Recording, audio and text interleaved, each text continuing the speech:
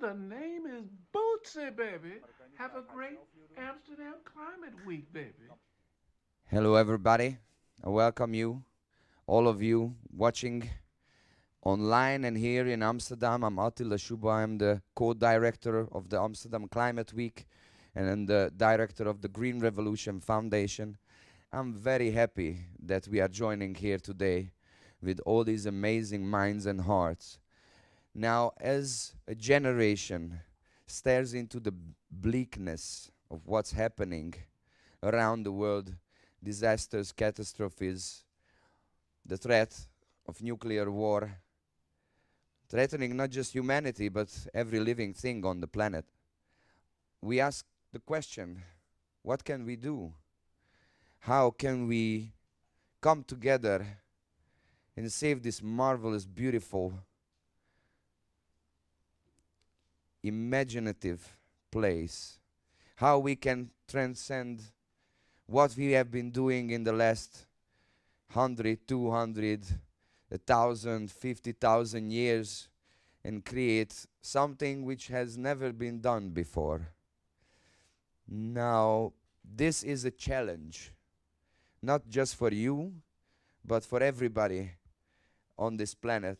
And we invited amazing people to Amsterdam to take this on, and we can finally start acting on what we have to do. So I will let love rule, and I give the word to this amazing panel and to all of you. Have a lots of fun, and I hope I see you around.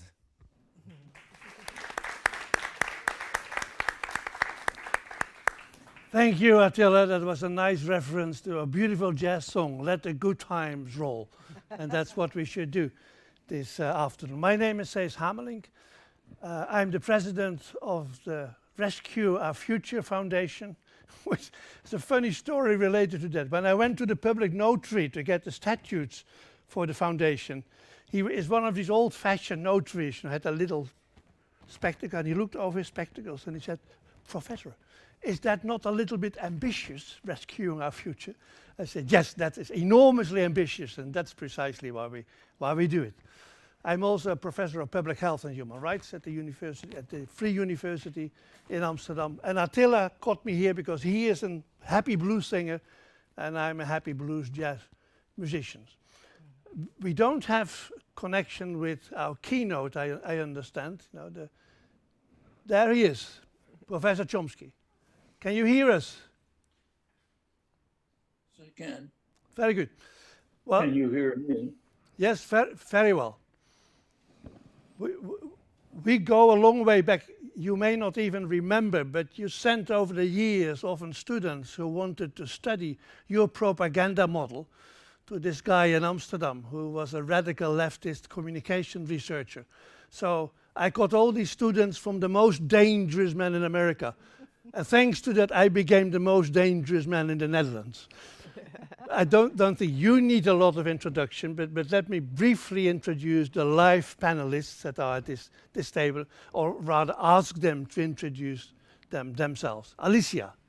My name is Alicia Fall. I am Eastern Band Saragi, Cherokee, and Dutch on my mother's side. I'm Cuban Taino, Spanish, and a whole mixed bag of other things, my father's side.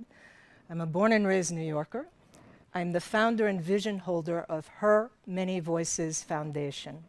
The Her makes reference to Mother Earth, the many voices, all of her children. Not just us, all living beings.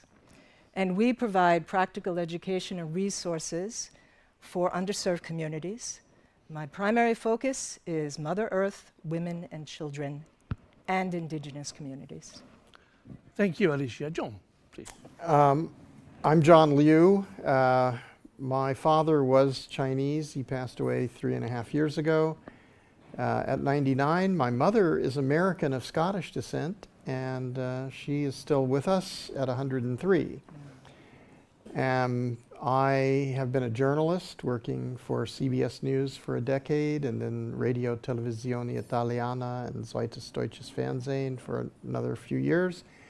And for the last almost 30 years, I've been studying ecology. I'm ecosystem ambassador for the Common Land Foundation, based here in the Netherlands. And I am the founder of the Ecosystem Restoration Camps movement, which over the last 5.5 years has created more than 50 camps around the world to restore ecosystems.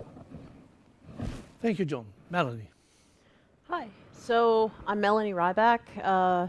I'm also American, but I considered myself about 20 years ago, I think, a political refugee, right after Bush too, and moved to Amsterdam because I love it here. So yeah, I am an ICT person, so a little different maybe than some of the panelists, but I have accidentally stumbled into social enterprise, nonprofit business models, steward ownership, and post-growth. So I have been running for the last few years a incubator that incubates startups with nonprofit and steward-owned business models. And I've also, we're launching in January the post-growth entrepreneurship class at the University of Amsterdam, and 120 students are enrolled. It's hit its enrollment cap, so happy about that. Thank you, Professor Chomsky. Those are your fellow panelists. And now the floor is to you for the introductory notes. Please, take the floor.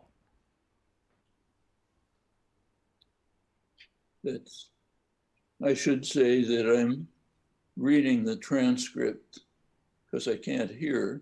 So if I'm a little slow, that's the reason.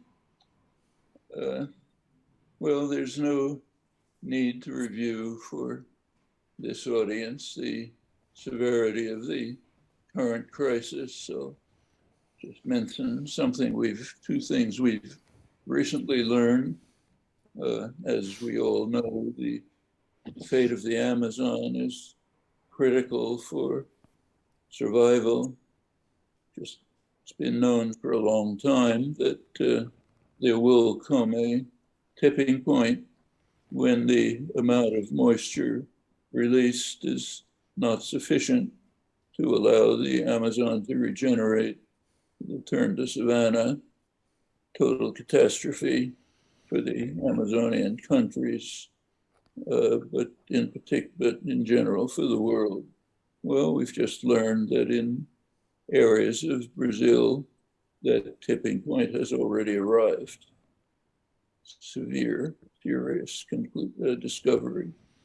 We've also, in the last couple of weeks, learned that the Thwaites Glacier, Antarctica, what geologists call the Doomsday Glacier, is escaping from its mooring much more rapidly than had been anticipated.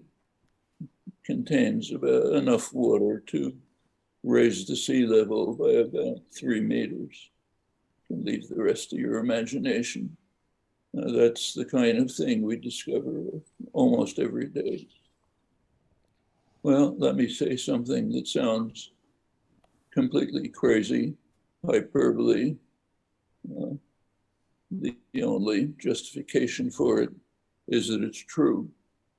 The next few months may turn out to be the most important in all of human history. There's a reason for that. There are 2 elections coming up. One in Brazil, where the crucial issue for us is the fate of the Amazon. The other is in the United States, where there's a strong possibility that Congress will be taken by the Republican Party, which is 100% committed to denialism. Either global warming isn't happening, or if it is, it's none of our business, doesn't matter. That's the leadership. Well, if these elections turn out the wrong way, we may be on an irreversible path to disaster of unimaginable scale. Whatever the outcome, what comes next, we have to face the real world, no illusions. There is a narrow window in which action can be taken to overcome the immediate environmental crisis, to move on to a better, more livable world. It's a narrow window. Second point is that we have just experienced 40 years of unleashed savage capitalism, a major class war with many deleterious effects. One of them, that it's a virtual death sentence for the species because of its impact on the climate. Therefore, it must be leashed. Well, here we turn to questions of timescales. The crisis must be overcome within the framework, the basic framework of existing institutions. It becomes clear when you think about the time scale of what is necessary to keep that window open and what is necessary to bring about significant changes in the nature of the social economic institutions. Doesn't mean you abandon work to change them, but you cannot hope to do so to the extent that we might want within a time frame sufficient to overcome the current crisis. Well, if we fail to do that, nothing else is going to matter. So we have to succeed in that. Well, there are huge problems. They're imminent. The reaction cannot be delayed. Another aspect of reality is there are no magic keys, just the old lessons. They can work as they have in the past with diligence, commitment, understanding of the situation that we face. It's not easy. One task is to ensure that the general population comprehends the severity of the crisis that we face. Well, when you look at the evidence about this, not very encouraging. So in the United States, for obvious reasons, the most important country in the world, there is a regular study group at Yale University carries out regular studies of popular attitudes on the climate. The most recent one, the structure was asking people, presenting people with 29 choices of issues that they regarded as urgent in the coming election. An election, again, which may determine the fate of the world. So what are the answers? Well, they divided them into Democrats and Republicans. Among Democrats, it was the question of climate change, which was one of the 29, had a fairly positive, insufficient, but at least fairly positive recognition. Among Republicans, very likely to take Congress in November. Among moderate Republicans, it was close to the bottom. Among conservative Republicans, it was 29th out of 29. Well, that's one of many indications of the scale of the educational problem. It cannot be ignored unless there is overwhelming popular comprehension of the severity of the crisis. We will not be able to move forward. Well, let's assume that with real effort, that gap can be overcome. Then come the problems of organization and of action, and action has to be carefully geared, carefully thought out, not to be what makes us feel good, but to be what brings people to comprehend that they must join us. That's a constant problem in every issue with people who are devising tactics. Easy to miss the significance and to do what just feels good, rather than, even if it alienates people, rather than to bring them on to join us in confronting this crisis, as can be done within a narrow window. Enormous challenge can't be avoided.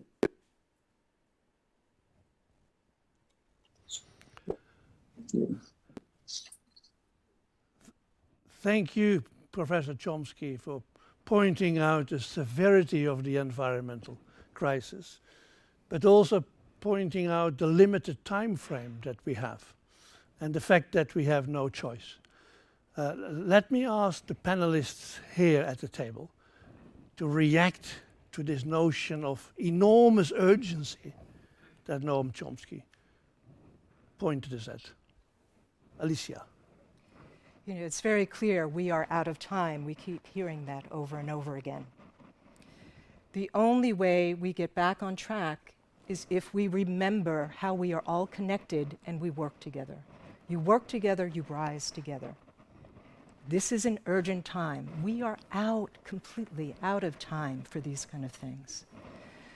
One of the things that Her Many Voices is doing now, we are focused on creating, it's a template, of hemp longhouse communities.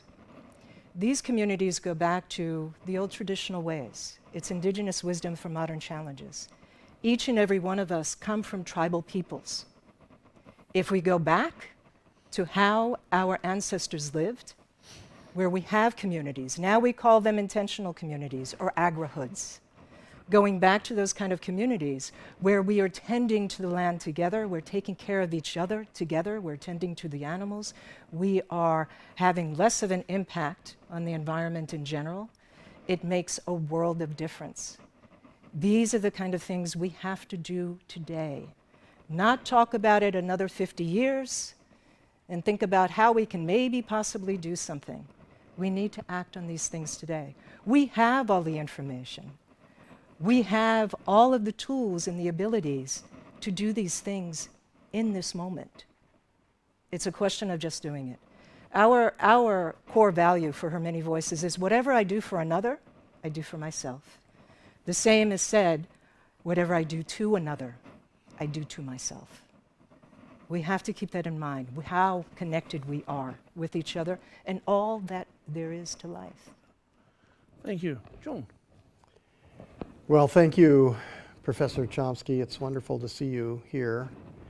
I would say that in my experience now working with restoration, first in the upper and middle reaches of the Yellow River in China, I've seen that actually we can restore large-scale damaged ecosystems.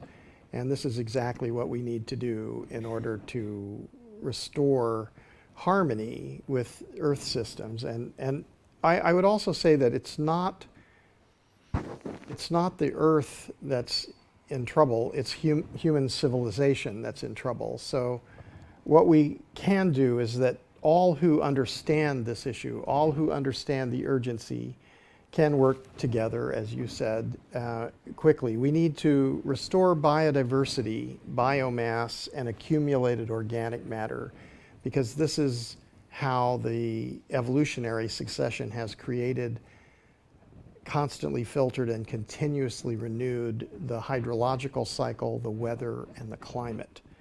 And that simultaneously we have to worry about the collapse of the existing social systems and governance systems and financial systems.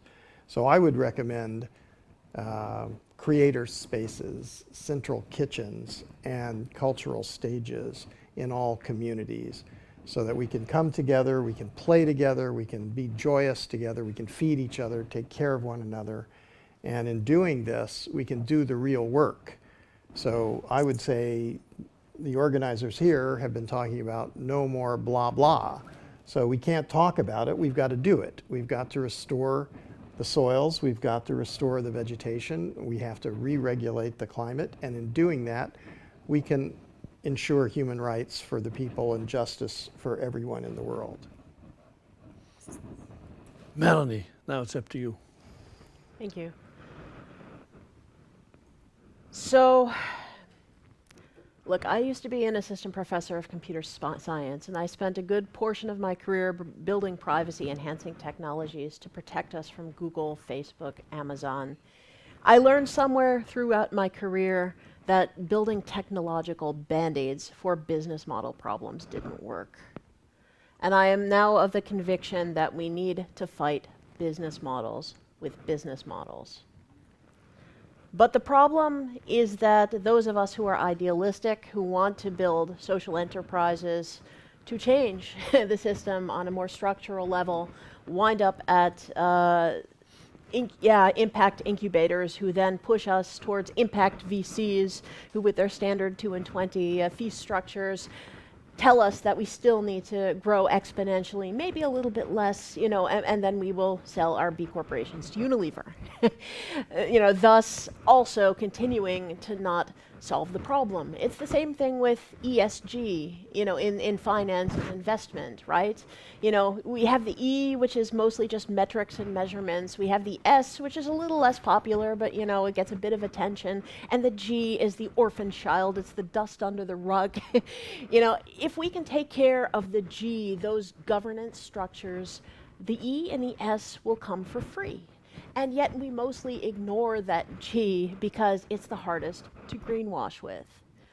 So what I want to do is call to people's attention the conflicts of interest that are inherent in our business educations, in our startup incubators, and show that there are alternatives that can eliminate the financial extraction from both business and finance, and we need to.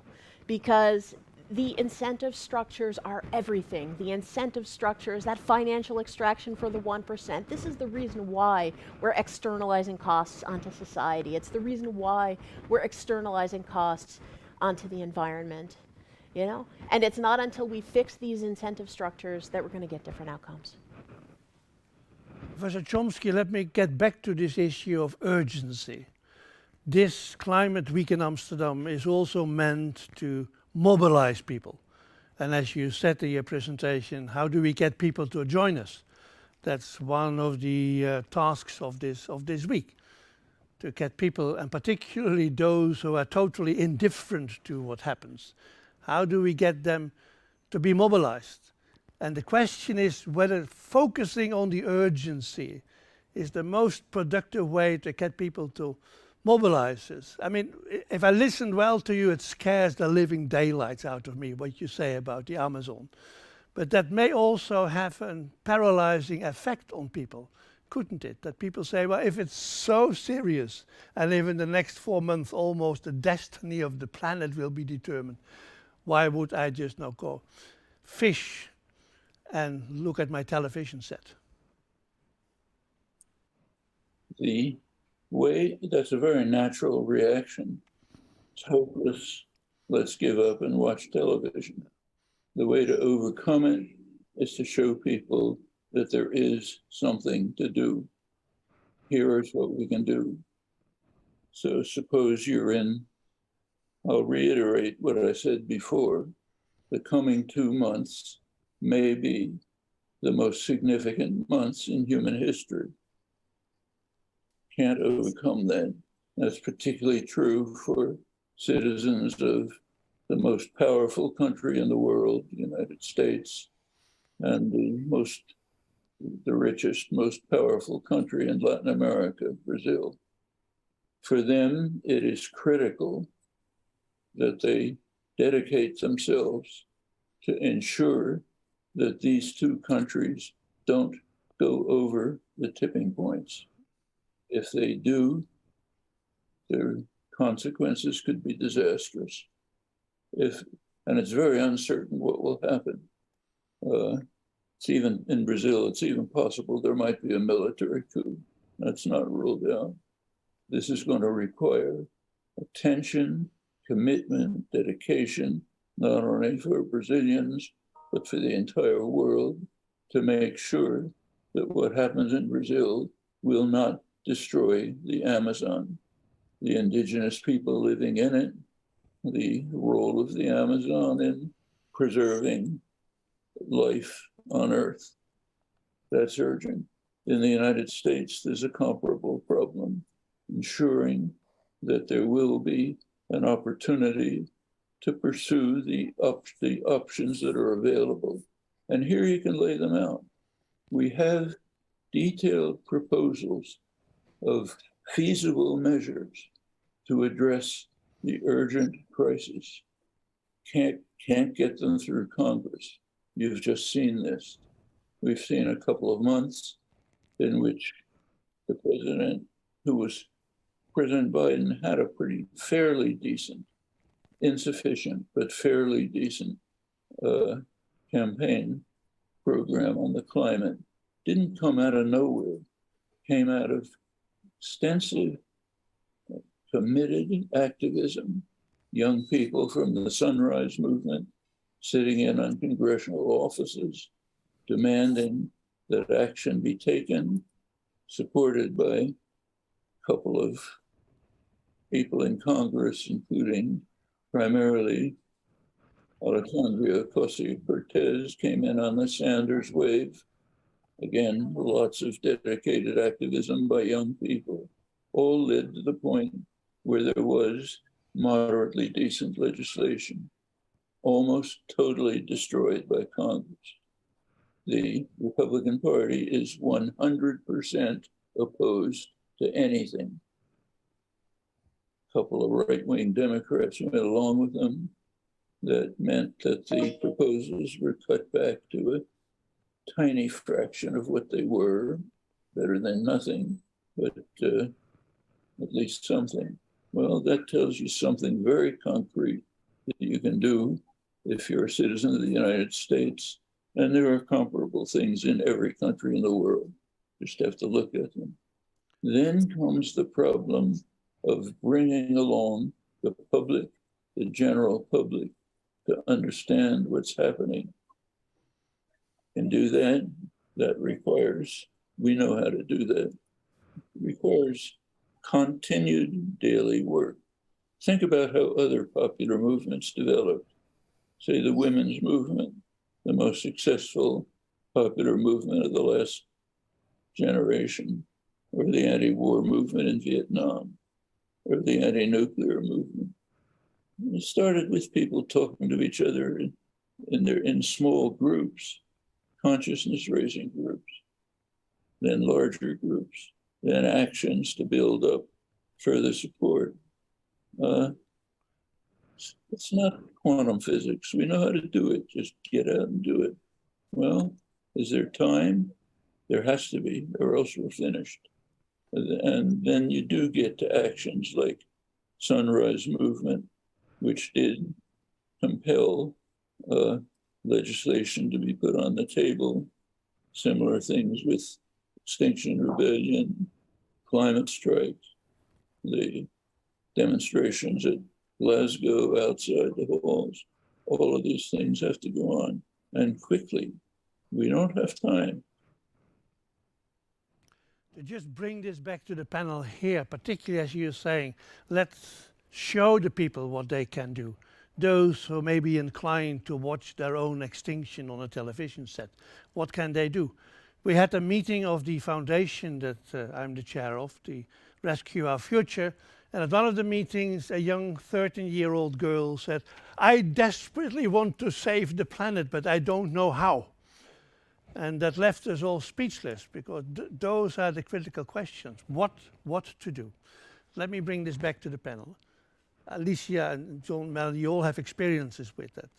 What do we people show that they can do, following also from what Chomsky just said? Well, first of all, I'm grateful to Professor Chomsky for the work that he has done tirelessly for all of these years.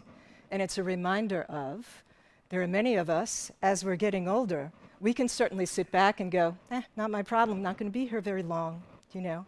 I might be here another 30, 40 years, but it's not my problem. Indigenous peoples, we look at things as the next 7 generations. We have a responsibility. And it's in every little step. You don't have to do big actions. I speak to people regularly about, how about growing in your own little garden? It doesn't even have to be a whole bunch of land. It can be within your apartment, your little tiny studio. Get your hands on the soil. That soil is going to speak to you. It is taking those little steps and then educating your children on that. And they will in turn educate theirs. Those are the kind of actions that we can take instead of looking and going, I'm overwhelmed and I don't know what to do, you know? And come together, work with each other. When we talk about these intentional communities, that's exactly what we are doing. It keeps us from being so overwhelmed. There is such great need in this world. We have to work together. There's a plan in this city to provide all the schools, the basic schools, with a little garden where the kids can see where the tomatoes come from. Because now if you ask a kid in Amsterdam, do you know where the tomatoes come from? They say, yes, from Albert Heijn, our supermarket. Yeah. They have no idea. They've never seen a chicken. They've never held a chicken in their hand. So we try to do something like that, to create that bond with Mother Gaia in a way. John, your experiences. Yeah, I think in my experience, going beyond the Chinese experience, I went to Africa, Central America, South America, Australia, all over the world. And what I found is it's possible to restore hydrological function in like springs or streams in a few years. It takes 5 to 10 years, and it really means that you're increasing the biodiversity, the biomass, and the accumulated organic matter. And what I've seen where this is most effective is when people come together and they create food forests, or they use agroecology methodologies, there are several, or they create water retention landscapes. So this, I think, is the knowledge that people have to know, and then simultaneously they have to look for the acupuncture points on the earth. So there are places on the earth where the rivers are dying, and there you can work together from the headwaters to the sea to restore the river systems. And when you do this, everybody is engaged. I mean, it takes, we have 8 billion people on the earth. Well, if all 8 billion people take this up and it becomes the central intention of human civilization, we stop talking about corporations and governance and power over others, and we talk about let's do this because there's no time left, and if the leaders don't want to do this, well, that's their problem. They can take a rocket to Mars or something and drink their own urine, but we're going to, you know, restore the Earth because this is the only planet that we know that has an oxygenated atmosphere, fresh water system, fertile soils, and amazing biodiversity. So this is what we need to do for ourselves, for our children, for future generations, for all life on Earth. But John, all these people like Musk and Bezos who want to colonize the moon and Mars, the trouble with them is they come back. And I'd like to see them go up, but the fact that they come back is very disappointing. Melanie? I don't think that we can adequately address the problem without addressing business and finance, because these are systemic problems. I think that I appreciate Professor Chomsky, you're pointing out US politics. As someone who lives in Europe, I'm extremely shocked by some developments that are currently happening at the moment. If you look at Texas, right now, the Republican politicians are forcing the pension funds to divest from so-called woke financial institutions. Look, I'm not a big fan of BlackRock either, right? But the point is that they are putting into place basically rules so that any investment at all in, you know, so-called ESG initiatives will be enough to get them removed from any public money. The problem here is this movement, and it's not just Texas, it's also West Virginia, Florida now also is moving in this direction. This has huge amounts of money. And what they are doing, see, this last year, there was a really inspiring case called Engine Number One. I'm not sure how many of you are familiar with it. It was a small hedge fund out of California that said to ExxonMobil, hey, you know, I mean, you should really stop it with gas and oil exploration, right? I mean, you guys anyhow financially are doing poorly, but it's, you know, it's bad for the environment, the regulatory environment is hostile, and it's not getting you where you need to go. Of course, ExxonMobil had no intentions of changing, but with the minority stake that they had of roughly 200 million in ExxonMobil, they managed to replace 3 of the members of the board of directors with climate activists. In other words, this tiny hedge fund managed to do what generations of Greenpeace activists have not. Now, this really shook up the alt-right. And, you know, they're quick students, right? So, and of course, this now is leading to the same kind of shareholder activism now from their side. See, what they're planning on doing is taking this pension money from the red states and then giving it to alt-right investment funds.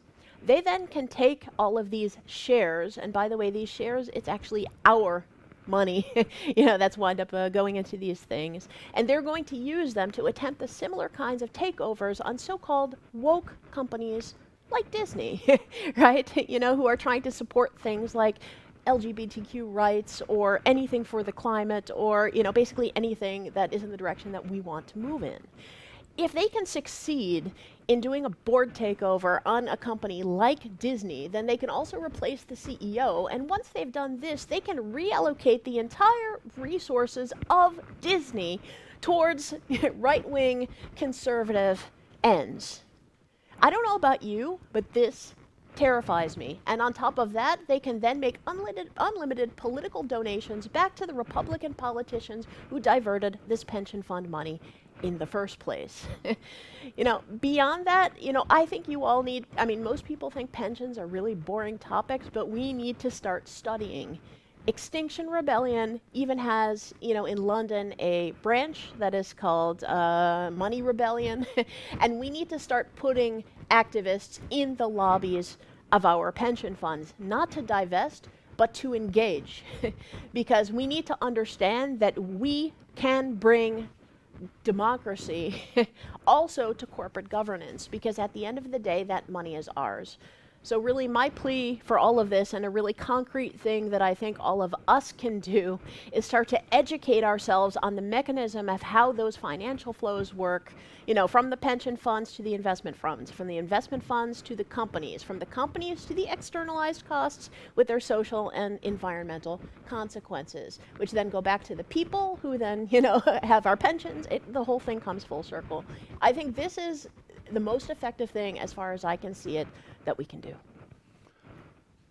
Dear panelists and Professor Chomsky, I always get a little nervous when we talk about all these things that we can do, because it seems to me that we often try just to fix the problem and that we don't address the real problem. Remember in Rio de Janeiro in '92, this young kid, the 13-year-old Suzuki, who said, if you can't fix it, please don't destroy it. And I think we are well on our way to destroy our species. I'm not so much worried about the planet. I think the planet can take care of itself. Mother Gaia will continue to live. It's the problem that the human species is on its way to the abyss. And we may be so concentrated on all these fixes we want to do. You know, I'm not going to travel anymore. I'm going to have a solar panel on my roof. I'm going to no longer eat meat.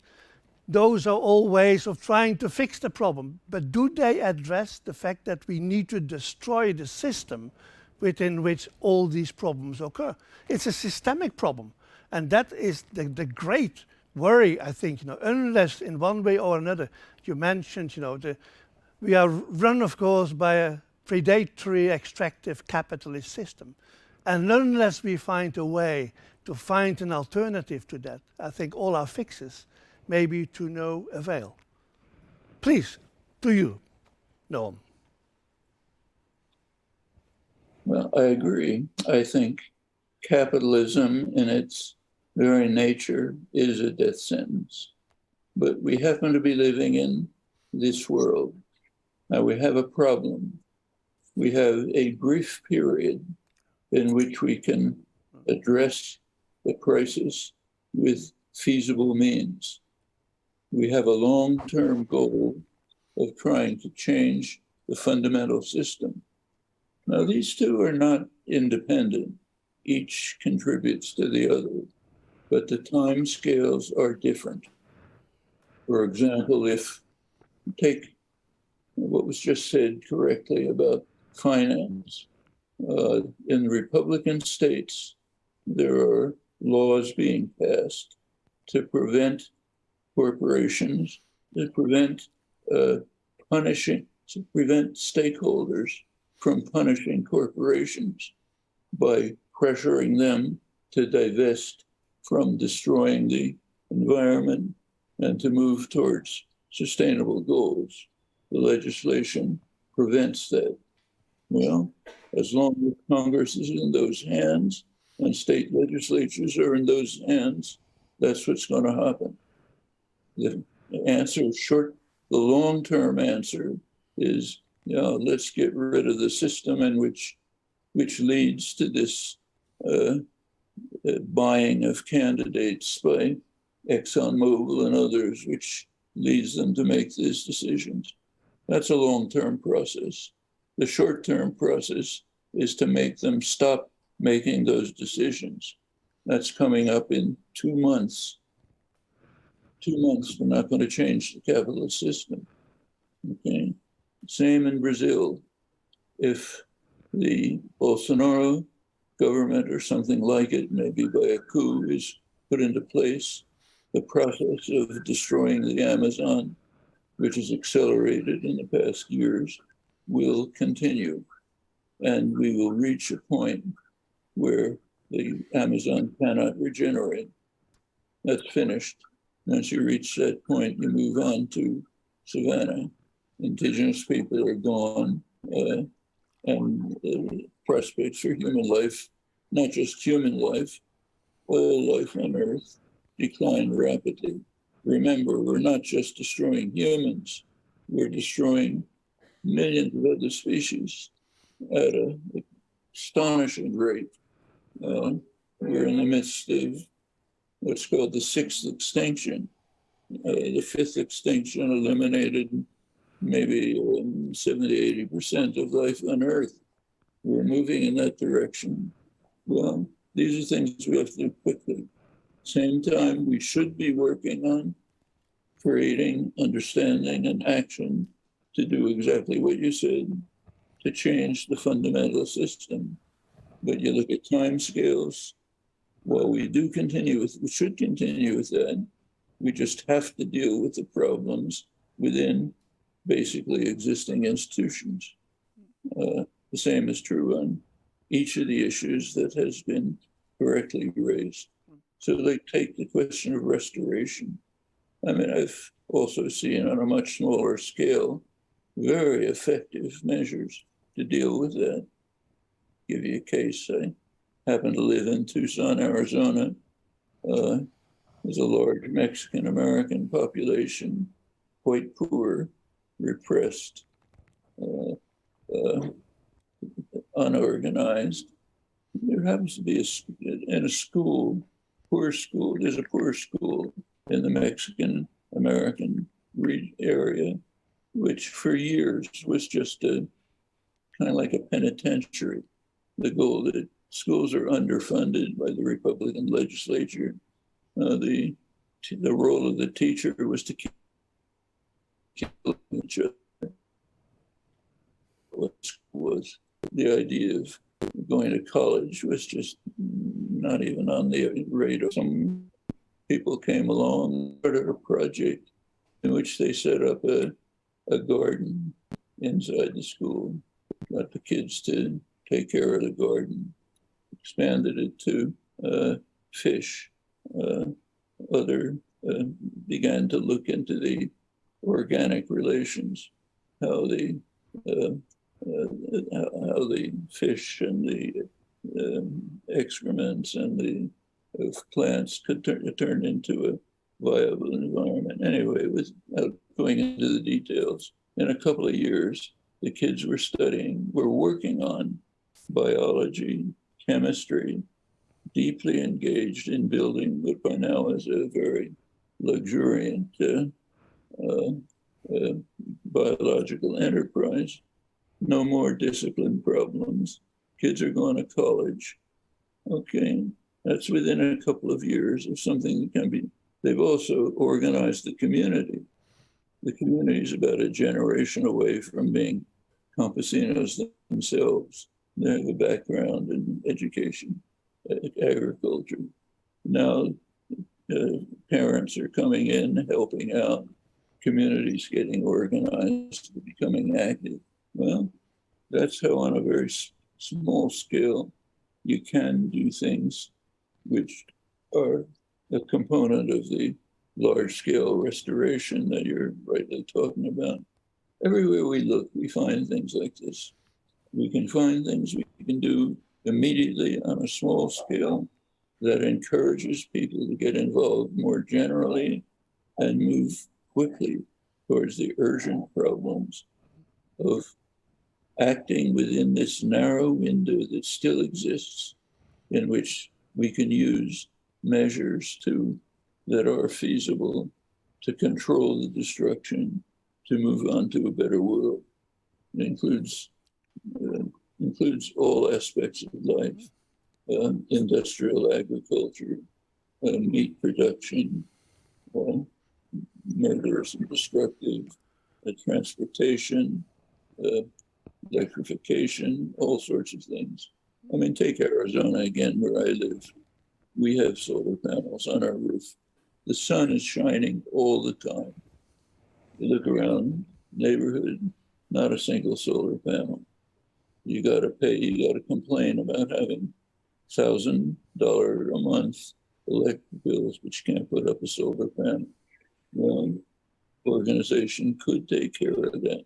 And the same is true in many places. Always small things you can do that can energize people and encourage them to move on to the larger issues that have to be dealt with quickly. Thank you. To go back to an issue that we briefly raised, and I saw you nodding, Alicia, when I said maybe Mother Gaia can take care of herself. And since I think what we have done to her, he is royally pissed off with us. She's very angry with us, and you see that on all kinds of ways happening. So, as the Pope once said, look at Mother Gaia as the loving sister who will embrace you. I don't think so. When we meet Mother Gaia, she will embrace us to crush us. So could it be that a better world that Noam Chomsky talks about would indeed be the world without the human species? Could it be? I sometimes have this naughty thought that if we are gone, the animals and the plants and the trees throw a big party and we'll say, good riddance, they destroyed the planet. I'm not going to disagree with that comment by any means. Oh. Mother could easily shake us like fleas. Yeah. And she's giving us plenty of warning to get our acts together. Yeah. Because we are having this ripple effect, not only on this planet, but further. And systemic change is key to all of it. Yeah. You know, I find it really interesting as a nonprofit. We're based in Colorado. We also have a New York office. When we are seeking monies, first of all, for indigenous communities seeking monies, we get, it was 0.2%. Now it says that it's up to 0.4% of 100% of the monies that are out there. Only less than 0.4% go to indigenous communities to do the work. We are looking at systemic change. We're not looking for Band-Aids. And that's what this is. When we go to the government and we go to the corporations, they're looking for us to just do the Band-Aids because we will continue to be under the thumb as long as we are doing that. There's always pushback as soon as I speak to them about, we have to change the whole system. This isn't about, they want to have those personal resources. They want you to be able to check off oh, you handed out, 6 bags of corn to this community, as opposed to allowing us to have the system that we know that works, go back to the things that we know that work, because we have that wisdom. I would say the majority of the people here, you have that wisdom. Many of us we go to nature. Why? Because we need to sit and listen. Instead of deciding we know better than Mother on a regular basis. She speaks to us in every way imaginable. If you do not think that rock that you are sitting on does not have life, think again. Really sit and listen. It's those systemic changes going back to the foundation of who we are and why we are in this world that makes the difference. Not these little things that they're trying to distract us with. So we need people to go in those positions of working in the corporations and the banks and all that's controlling all of this financially. We need people to go in there to work who have an understanding and an interest in supporting and working collectively. But from what you say, that systemic change would be based on an indigenous cosmology rather than on a colonial cosmology. So it would involve everything alive on the planet, also our ancestors and those who are not yet born. It's that broad concept. Is that what you're talking about? Exactly. And when I say indigenous, I am reminding everybody we are all tribal people. You do not have to be Saragi, Lakota. You don't have to be of a certain tribe that way from North America, which is what a lot of people go to. Indigenous wisdom is just going back to what our ancestors have always taught us and how we were working lifetimes ago. Yeah. I always understood that in one of the indigenous Indian languages in North America, the notion of what we now call decolonization basically means getting back to yourself, finding yourself again. So that's what it's all about. John? So you're nodding? Well, I think we have a massive task. Obviously, Professor Chomsky has laid it out pretty succinctly. And time is important. And I think we need to define time, because we're probably thinking that time is now and that this generation or the generations who are alive today have got to do something. And I think this indigenous wisdom about multiple generations and a long time, and that we're just here for a short time and we're passing through, but in our DNA, in our contribution to knowledge, to human knowledge, the sum of human knowledge, and how we can say that in language, such a huge contribution to humanity. And we need to define things. We need to define power. We need to define money. What is money? These are conceptual. We're often talking about abiotic systems. And in my research and my experiences, I'm seeing that if we stay in this abiotic world, there's a lot of things that can happen, but we're really just playing at the edges, because the real thing that's happening is life and living our lives and ultimately dying and next generations coming. And we're not hardwired to commit suicide. We're hardwired to procreate. So we really need to think about what this means. And we need to also imagine a difference between the idea of having power over others. Where does that come from? Why would we allow this to happen?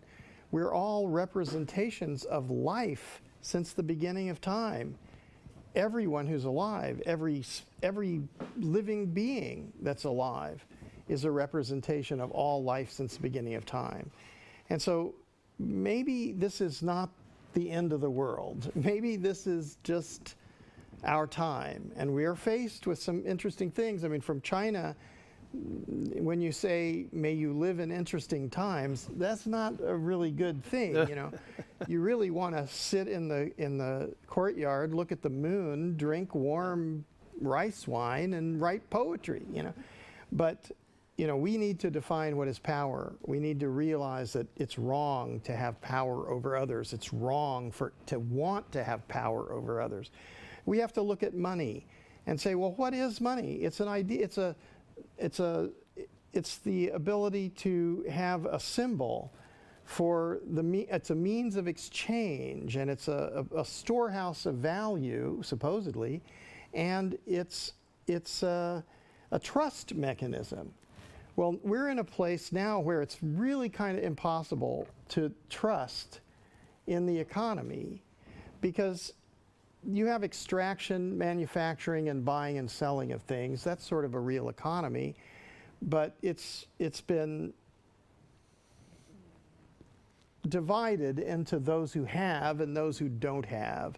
And where does that come from? You know, so let's give a lot of numbers to them and no numbers to them. Well, how in the world is that happening? And then when you also realize that there's speculation between the cost and price and interest-bearing debt, and that this is a bigger part of the economy than actually extraction, manufacturing, and buying and selling, then in fact, it's just a conceptual thing. It doesn't even exist. It's false. And the real value of the oxygenated atmosphere, the fresh water system, the fertile soils, and the biodiversity is zero in the GDP. This cannot be true.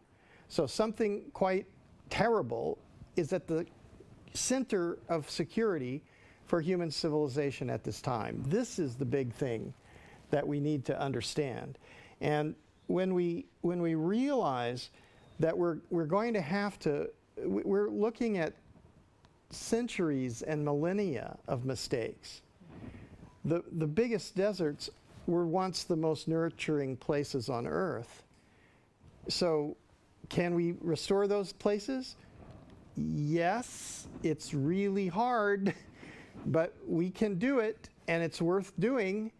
And there are acupuncture points, like the giant coastal forests of California, or the eastern coast of Australia. There was 100 miles long, wide, and a much longer subtropical rainforest.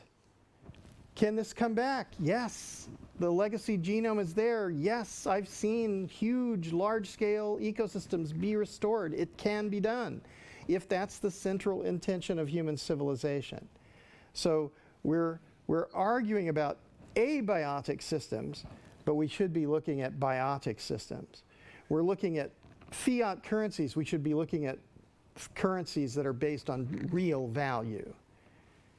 And we need to give those numbers to everybody so that there is no one who is left out, because everybody is needed in this, the great work of our time. So making that possible ensures that everyone has a role to play.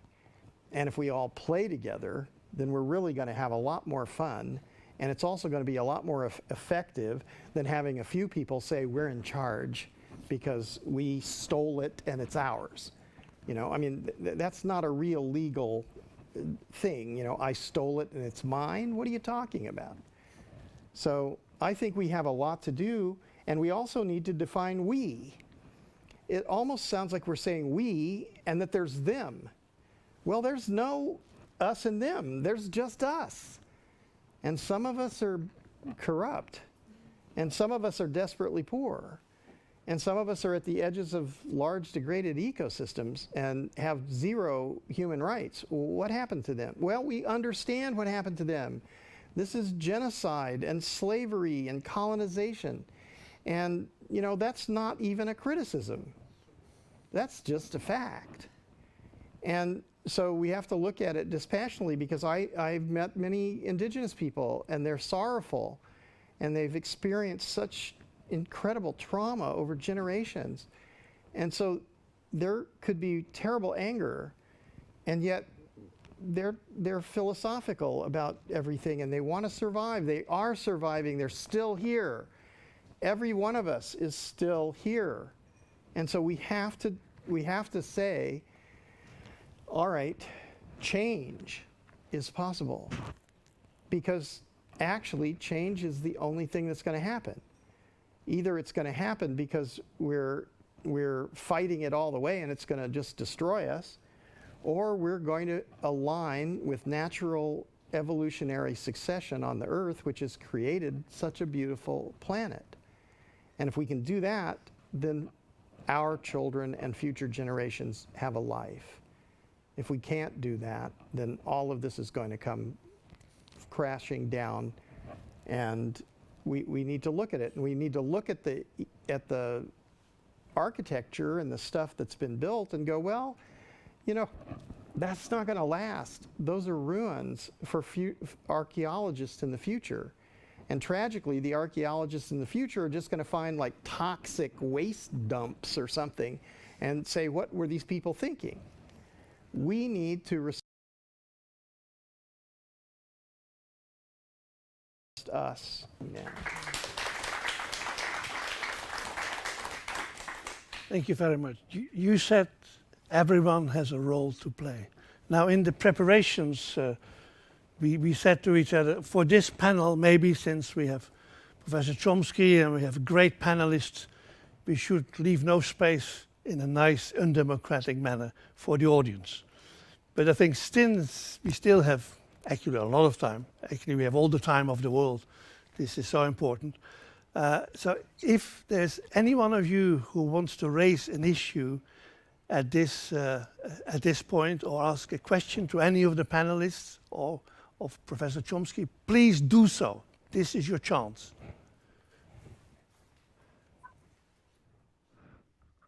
Thank you. This has been wonderful. You know, as an environmental activist and a mom, one of the things I most struggle with is holding on to hope. So I want to know, what gives you hope? There's a lot to, but what brings you back up here? Yeah. Thank you. Professor Chomsky, what gives you hope? Well, two things. One, there is no choice. We basically say, we have an option. We can say, everything's hopeless, I give up, ensure that the worst will happen, or we can grasp the opportunities that do exist, work hard to realize them. Maybe we'll make it a better world. It's not much of a choice. The other thing that gives me hope is to see what people are doing. To see, I happen to be visiting Brazil right now. My wife is Brazilian. To see, I've been talking to indigenous people who, as all over the world, are in the front of the struggle to save ourselves from our own lunacy, and see these people who are living in conditions of extreme danger, facing genocide and extermination, to see them struggling hard to save not just themselves, but the environment that they have sustained for tens of thousands of years, save it from destruction, bringing to the population the need to work on this. You see poor people like that struggling all over the world. How can you not have hope? Or, for example, just take the school that I mentioned in an impoverished area of the town where I live. Here's what can be done, what people are doing. Or take the young people who sat in on Nancy Pelosi's office and were part of a movement that enabled serious climate change legislation to pass. They're all working hard. They're dedicated all over. It's more than enough to give anyone hope.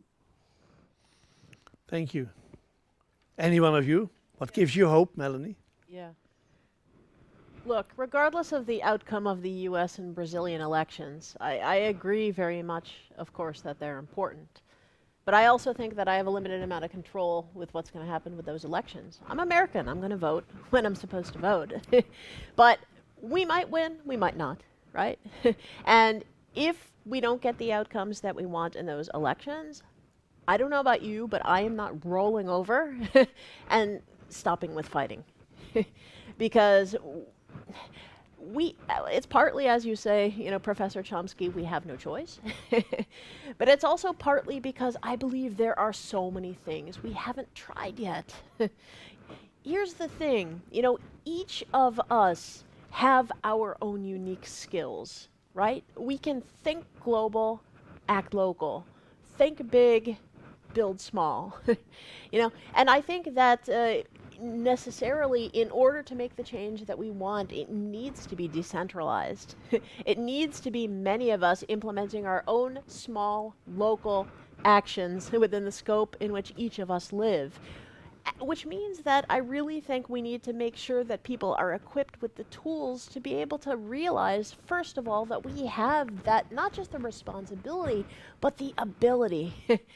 And secondly, to understand the mechanisms by which we can start our own initiatives and keep them running.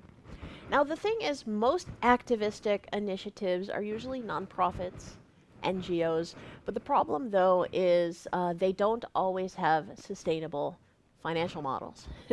They are dependent on subsidies and grants oftentimes, and particularly now with the politics going in the direction that it's going, these sources are drying up. And yet, if an NGO wants to move over to a more sustainable financing source, like let's say creating a business, to help support then its operations, this NGO is at a risk of losing its charitable status by the tax authorities, which is, sort of the death knell for an NGO at that point, because if they lose their charitable status, then the donations are no longer tax deductible. And this is a life and death situation for NGOs. And thus, those with the good intentions are sort of pigeonholed into this corner. But the problem here is our conception of the entire word profit, right? We all think that we understand what the word profit means, but do we? The first definition of the word profit is what I would call sort of, reinvested margin. So if I do something for you and then you pay me for that, then I get to pay my staff and I get to put some money into building the organization. That margin that's reinvestable, that's one definition of the word profit. The second definition of the word profit is financial extraction. In other words, my Lamborghini and my private jet, but the problem here is that these two words, so the reinvestable margin and the financial extraction, are embedded into the same word. So we complain about the system, but the system is embedded into our very language, and this makes things confusing, because then if people say, well, of course my company needs to be profitable, to survive. If you're talking about reinvestable margin, sure. If you're talking about financial extraction, not only do I disagree, but it's a disadvantage on the competitive market. But the point is, for nonprofits, this makes things equally confusing, because when you say that something is not for profit, of course the NGO wants to eliminate the financial extraction. That much is obvious. But the fact that they then also feel that they're not allowed to have reinvestable margin, that's the problem. And we have the same issue also with the triple bottom line of social enterprise: people, planet, profit. That actually turns into people, planet, reinvestable margin, extraction. And that extraction is the greenwashing.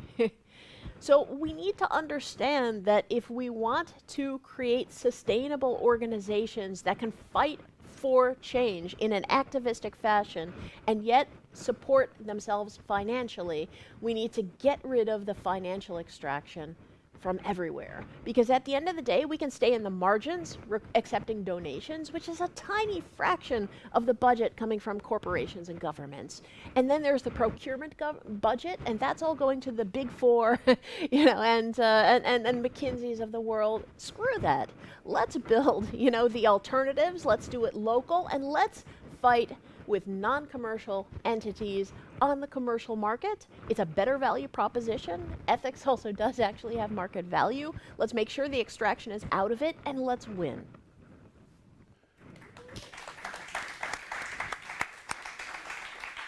Well done. Alicia, what gives you hope? I love this question about hope, and I smile. I'm actually, prior to doing this work, I was a full-time musician, and I wrote a song, Hope is What We Got. And, you know, the first line is, when she came into the world, hope is what she got. And that feeds me on a regular basis. There's a phrase, particularly within indigenous communities, we say, they thought they buried us, but we were seeds. And so I look at this and I think, in that seed, in that darkness, in that we are being nourished by Mother and tended by love and intent, right? Positive intent. Those are the kind of things that give me hope. Absolute hope. John, you spoke about, you know, we're in this, it's kind of a genocidal thing that we're in the midst of. Back home, I sit on the board of Colorado, Colorado, I'm going to get this phrase right. I've lost myself here. I sit on the board for Colorado's Coalition Against Global Genocide. It's a full mouthful. And these are the things we talk about. We talk about the environmental genocide as well. There are so many young people that I know that are tending to their own personal gardens as well as their physical gardens in their backyard. This is the kind of hope that feeds me on a regular basis. You know, looking at that and you think, oh my God, there's so much.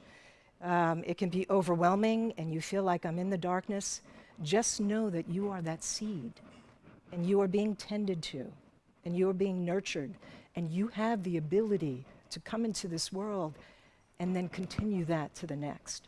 So that's the hope I have for your children as well as mine. Was there another question? Okay. Thank you. I have more of a comment that may or may not end up in a question. We'll see where it goes. But I wanted to pick up sort of on what John and Alicia had said earlier, sort of about going back to the baseline, the fundamentals. Alicia, you talked about the ancestors or planting the seeds, and John, you talked about the language. And I was wondering, I live in Cape Town, South Africa, and in Cape Town, it's very common to hear people talk about the ancestors or their traditions, and whenever people talk about their lives today, they're always invoking generations that came way, way, way, thousands of years before.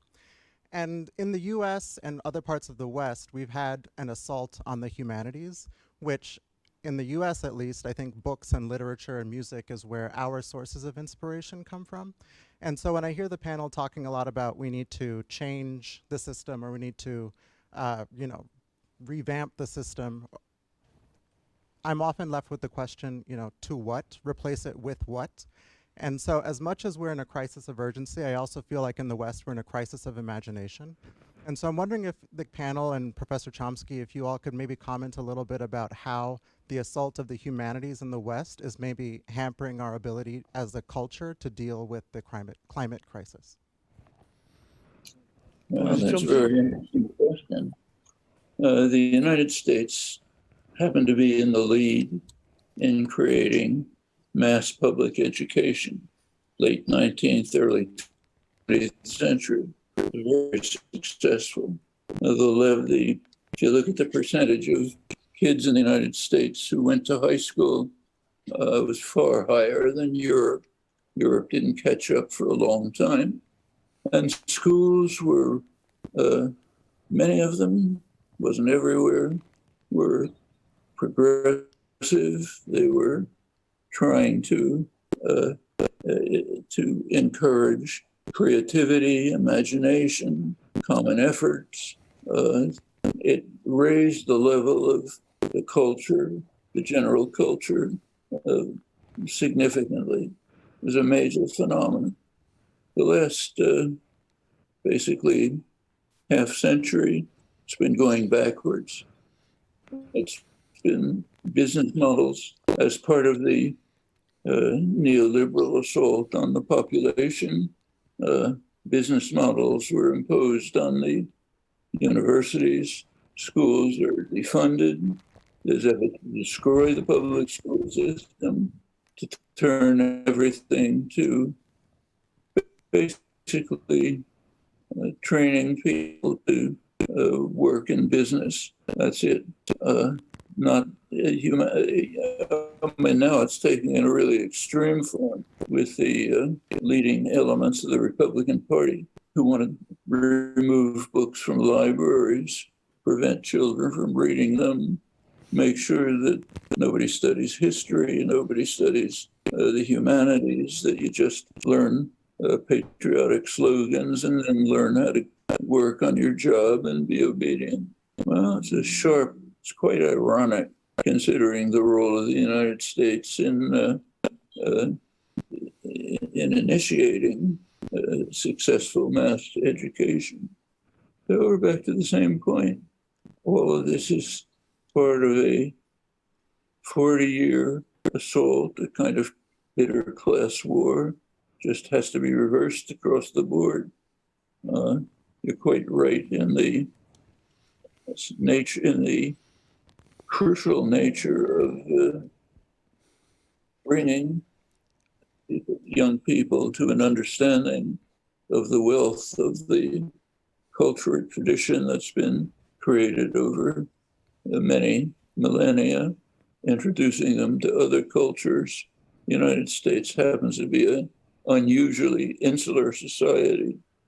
So learning about the culture of indigenous people, the people we mostly exterminated, other cultures, all of that's essential to creating a community of people who will be willing to understand the needs of others, to cooperate with others, to help create a better world for all of us, and to deal with the specific issues we're facing. If you just train students to do your job and follow orders, nobody's going to get involved in the kinds of things we're talking about. It's the plan to destroy public education is perfectly understandable on the part of those who own and run the society. Yes, that has to be combated at every level. Alicia, on imagination. First, I would highly recommend that you do not follow the US so much. Okay? Just across the board. You know, I look at things like, and I'll be speaking about this later on this week, I speak on hemp and humanity. We took a plant that was readily available and we made it illegal. Beyond insane. That is a terrorist act. That's a genocidal act.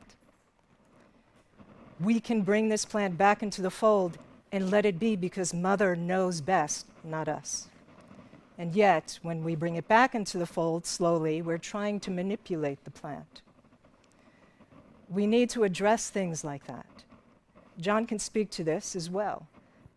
Simple things like we hear now this no-till to the soil. There are some very basic things that we get to do that bring us back to where we need to be in moving forward. Very simple things that can change this whole trajectory. You know, when I look at hemp, I think about, yes, we should continue to replant trees because God knows we are destroying, right, a tremendous amount. But when you look at a plant like hemp, it will carbon sequester up to 5 times greater than the trees. That tree is going to take maybe 10 years, maybe 150 years to become mature. That hemp plant is going to mature in somewhere around 100, 120 days. And yet it's going to carbon sequester 5 times greater than the tree that we're planting. So there's some very basic things we can look at and make some little adjustments. Go back to the full biodiversity. Every time we remove one thing out of the equation, it completely throws us off kilter. I hope that answers a little bit of what you're asking. Well, I see that there's some other questions or comments. I would just say that this education idea, I've noticed that my education took place outside. It took place in experience. And telling people to sit down, stand up, come here at this time, leave at this time, and be quiet and listen or read this book is not what I think of as education. It's more like socialization. And I think what we're engaged in now, given the shortness of time, is collaborative inquiry for collective intelligence. So that if we all work in teamwork to address, like if you think it's so impossible to restore a river system, or if you think it's impossible to bring back a forest, well, I can tell you it's not. It's doable. And we need to do that. And so if we all do that together, we can study everything. We can study classic literature if we want to, and it tells us exactly the same thing, as do the sacred texts, as do the indigenous wisdom. So that's enough for me, but Another comment. Oh, yeah, it's working. Yeah, thanks a lot. I'm very emotionally loaded, so I hope I can get my thoughts straight. I really love the interplay of the different perspectives, right? The business perspective. I work in business too. It's not fun. The indigenous perspective, the political perspective, and I love to hear that it's possible to restore ecosystems. And thanks for your questions. Yeah. So I'm with Extinction. We're here with Extinction Rebellion in the Netherlands, in Amsterdam, and so I just want to pick up on the hope thing again, because it's also a big question, right? Like, what do we do, and why do we do it? And we just kind of came to a point where we said, like, okay, it's pretty bad. It's probably not going to work, but at least we tried. So that's somehow the point where we came to, because just looking at, okay, is it going to work or not? It's a very intellectual way of looking at the problem. And if you look at it that way, yeah, it's just crushing. So that's why, when I say this to myself, I wouldn't ask you to have hope. Instead, I would ask you to have faith. Because, well, if I think about what gives me hope, and then I think about what crushes that hope, well, yeah. So that's just, yeah, a bit all over the place. But yeah, that's just what I wanted to share. And maybe now towards a question.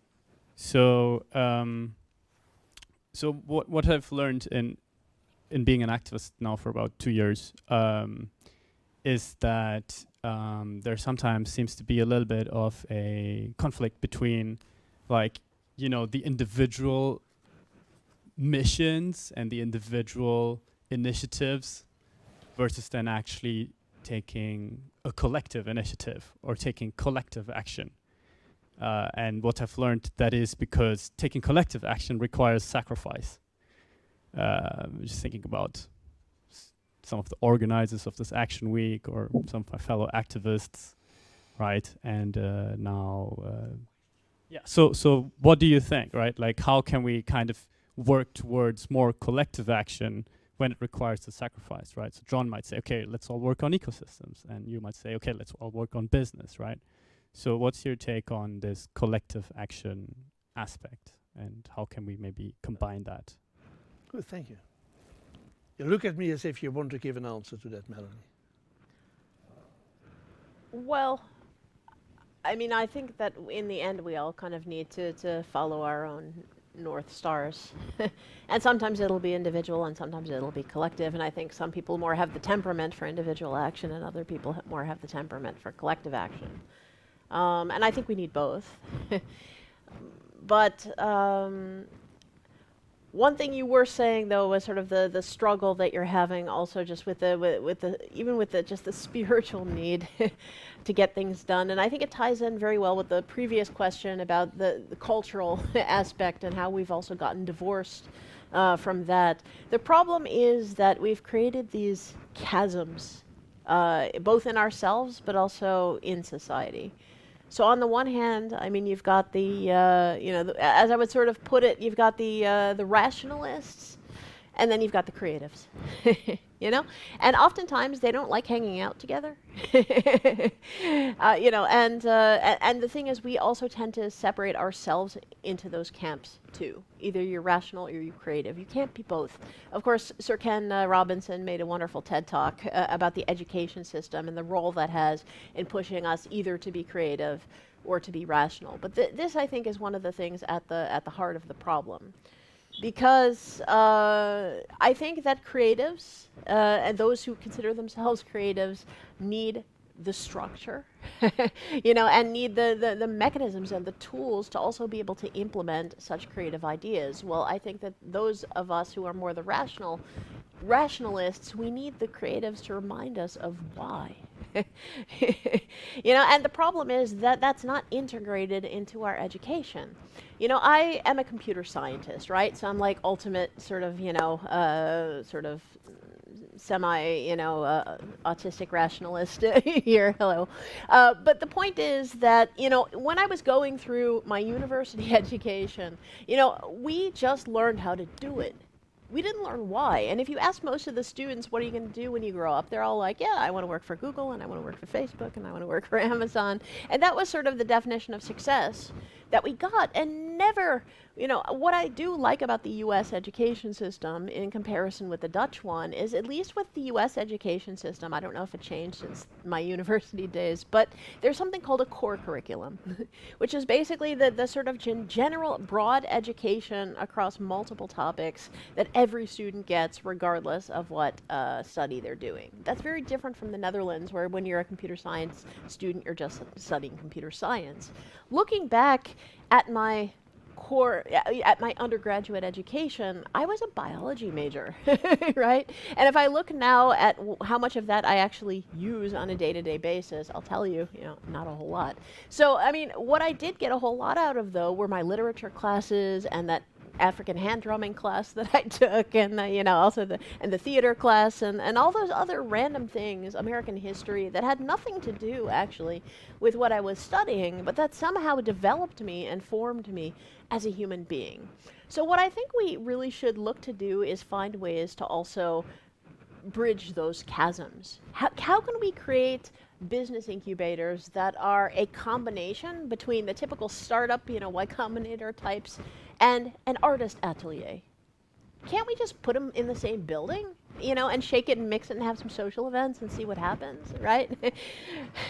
I think also in ourselves, Attila also is a really great example of that, with also being a blues musician and a businessman. And, I think also the more we can understand that, we shouldn't separate these things out. What we do for a living, is also one of the Buddhist 8 noble spiritual paths, right? Livelihood. We can bring our spirituality together with what we do on the work floor, and we can, and we must, because if we don't, then we're done with it. I had this, yeah, please. I had this afternoon the easiest task. I only had to keep time, and it's time. So we may not have exhausted the topic, certainly not, but we have exhausted ourselves, I think, and certainly our time. But I'd like to end with referring to a little booklet that Noam will recognize, Despair, Optimism Over Despair. And in this little booklet, you say, we have to be optimistic, because otherwise we leave everything to go down. And I totally agree with you. It's a moral obligation to be optimistic. But I also see a lot of despair. We have to be realistic. I mean, we are up against an enormous, powerful system. We're up against the formidable obstacles. So we can't just say, well, let's be optimistic and let's lounge until the end of times, everything will be okay. So using this little booklet, I've phrased a slightly different concept, and I'm in favor of desperate optimism. You've got to be optimistic, but with a little level of despair. You've got to see, with Rebecca Solnit, this is Earth. It'll never be paradise. But you also need to learn from José Luis Borges, every day has its moments of paradise. And I thought this day was a moment of paradise. It also felt like being in paradise, with the green around us. So thank you very much, Attila and the team, for organizing this. Wonderful. Let it be the beginning of a great week in Amsterdam and hopefully in other cities. Noam Chomsky, thank you very much for your contribution to this panel and for your wise words, as always. Much appreciated. And then the live panelists here, Melanie, John, Alicia, thank you very much. And in the name of Mother Gaia, be blessed all. Thank you.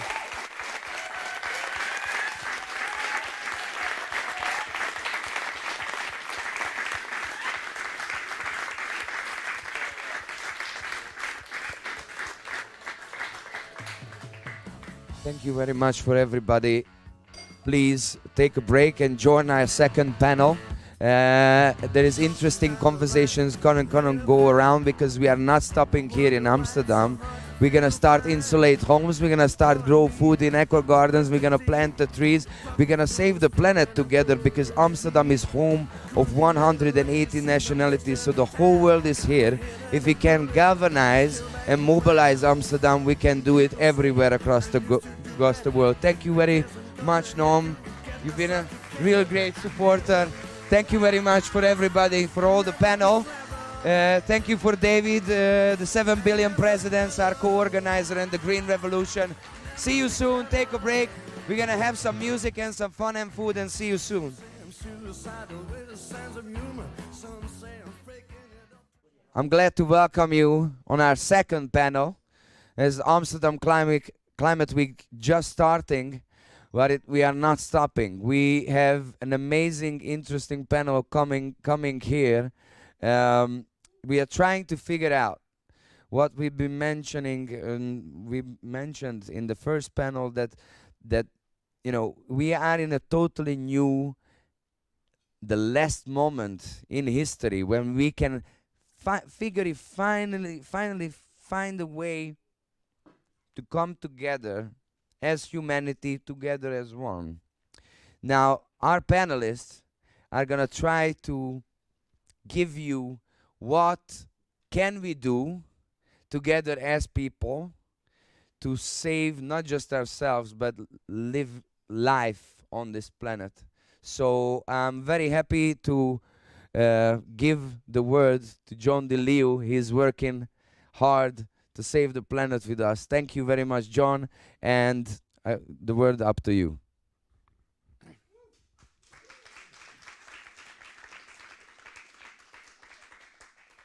Well, I would just say that we have to thank Attila for pulling this off. It's extraordinary. Congratulations.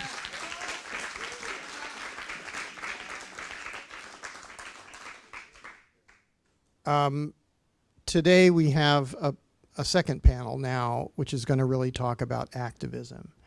So I'm going to ask each of the participants to introduce themselves.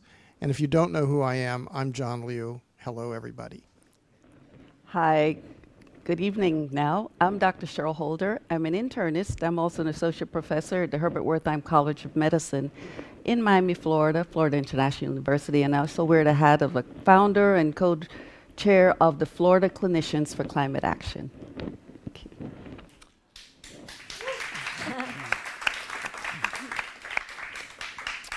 My name is Franco van der Laan, François de l'Avenue, that's better to remember.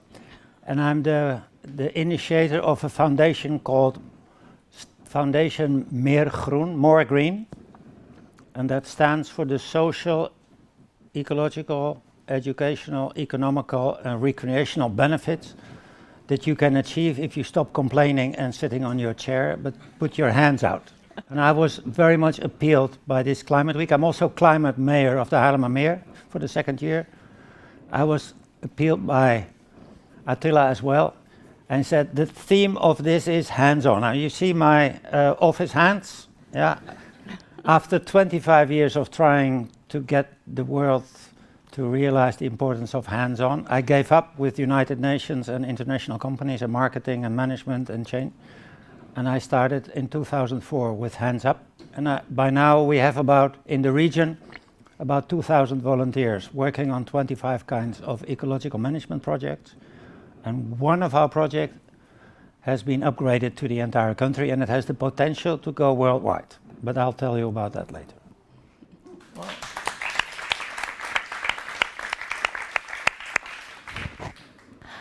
Hard to come after you, huh? Hi everyone, my name is Adélaïde Charlier, Adélaïde in English. I am from Belgium. I'm actually first a student. I study social sciences and politics, and now I'm actually in an exchange here at UFA, so it's my first week in Amsterdam. But I am also, next to that, most of my time is basically spent into activism.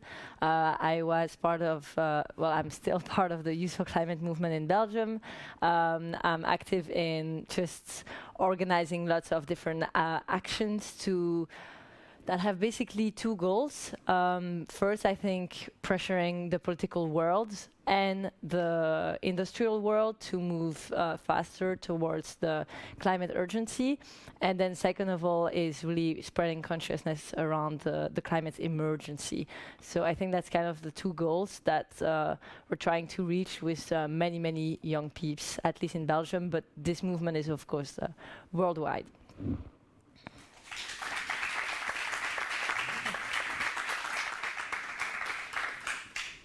My name is Rick. Is it on? I don't hear myself through the... Interesting. Well, fascinating how it works. My name is Rick. I've been studying psychology and philosophy and then tried to make my way into society, as it's called, but never really found my way, never felt at home much. And learning about the climate crisis, okay, then I'm going to spend my time in activism. Have been involved with that a lot, but have spent most of my time reading books, I have to admit, to basically learn, open myself up to new imaginaries, because this one just didn't make any sense to me, the Western one. And am here on behalf to speak for Debt for Climate, which is an international movement, Global South-led, that says we need to cancel the debt of all the third world countries. Sorry, I should not call it that. Yeah. Sorry about that. Basically to get climate action going, because it's getting in the way of climate action. We'll talk about that much more later. And to also, well, let me just end there, and then we'll get into it deeper later.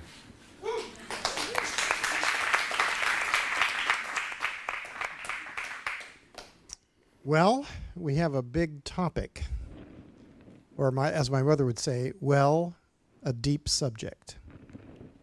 No joke there. A well? No, never. Anyway, it's good to have some laughter too, because in the last one we talked about the dire consequences and how little time we have to deal with the climate issues. So we are facing all these things, and I'm sure this panel has a lot to say, and we're going to start right away. And how should we act? What can we do? Well, for what my lens, I'm a physician, and I work in the community health center and in the only safety net hospital in Miami, Florida, for many, many years. And so I've always taken care of poorer people, and we call it low wealth now instead of third world, low wealth and middle wealth. So in Florida, the community is low wealth. And they've had all the health issues that we've faced: diabetes, high blood pressure, heart disease, lung disease, everything. And about almost 10 years ago, a patient came in to me who couldn't pay her light bill. Now, light bill, how is that health? Everything we do, we talk about where we live, where we work, is all health. And in paying her light bill, because it was so hot that year, nighttime temperatures were rising, she couldn't breathe, she has bad disease, and it all came back when you connect the dots to climate and the climate change. And like we say, canceling the death of low wealth is so real because so much of the poor people in this world did not create this. My patient didn't create the poverty, the situation she was living in, and was dying because of it. So there's a role for clinicians. And that's where I come in, and that's where I bring in the clinicians. In the US, we have 1 million doctors, take care of 3,000 people. The world, we can start with our clinicians, our doctors, our nurses, our pharmacists, bringing them, mobilizing those forces to act, because every climate solution is a health solution. We are going to be taken down as a population because of our health. It's going to be our mental health. We're all experiencing the mental trauma of extreme weather events, all the different infections, the heat. I'm also the heat officer because Miami is steaming, and we have to do some things about heat. #1 killer of the world in climate related is heat. When you look at Pakistan, 1/3 all that death, you're talking about poor people, you talk about heat, but you're talking about the climate change. So when we do that, health is key. Health messengers are also what will move the needle, we feel, when you look at the data, a whole lot more in getting people to act, because that's what we have to do, because we have to act politically to stop the countries to decrease fossil fuel. Also, US health sector is the 5th largest global emission emitter worldwide, just our US health system. So we have to decarbonize our health system. So if you center health and finding solutions that then center poverty and center poor, we get equitable solutions that move that needle rapidly. And you get folks who say, what's in it for me? I'm trying to save your life, and I can feel it right now, so we'll act. So that's basically what we've been doing in the US under my hat and many other climate action committees, is bringing the health message clear, because that's what's going to kill you. Thank you. Thank you. So, Frank. Can I go loose? Yeah. You should go loose. Okay, there we go. I got hooked on nature when I was 14. When I was 17, I decided to start studying biology, because I thought things are not going right in the balance between human society and our ecosystem. Unfortunately, my university was an ivory tower, and I was supposed to put a white lab coat on and create bacteria. That was not my piece of cake. I also had to go into military service. I thought, when they tell me to kill someone, I ask why, and I'm right into jail all the time. So I found out something. I'm a kind that also goes through the cracks. I found out that if I became a priest or a development worker, I could get out of military service. And I thought, in the developing world in Africa, that's where you find the ecological problems. Erosion, overpopulation, hunger. That's what I want to dedicate. And how did I get that? There was a new technology in the 70s, and that's using satellite images. There you can spot overpopulation, erosion, oil slicks, etc. So I became a remote sensing expert, and they sent me to Mozambique, where unfortunately I had 1 year of peace and then 4 years of war. So 5 projects were totally down the drain. So that's not for me. And I went to UN headquarters with a focus on the fact, I think if I can get into UN headquarters, then I can steer a little bit of things as a young boy of 30 years old. Unfortunately, I ran into bureaucracy. Such bureaucracy that I thought, that's not my job. But you work in an environment with ministers, embassies, and lots of big companies. And I discovered that big companies, they have a lot of more action power than my United Nations. So on a conference in Japan, I switched as European marketing manager to an American ICT company that had the best system for integrating remote sensing databases. And 10 years' time, I sold environmental management systems to CIA, World Bank, Ministers of Agriculture, Ministers of Environment. So I was a marketing guy and teach some tricks. However, the ICT world is steered by lawyers, economists, and managers that give a shit about ecology. Yeah. So I thought, this is not going to be my.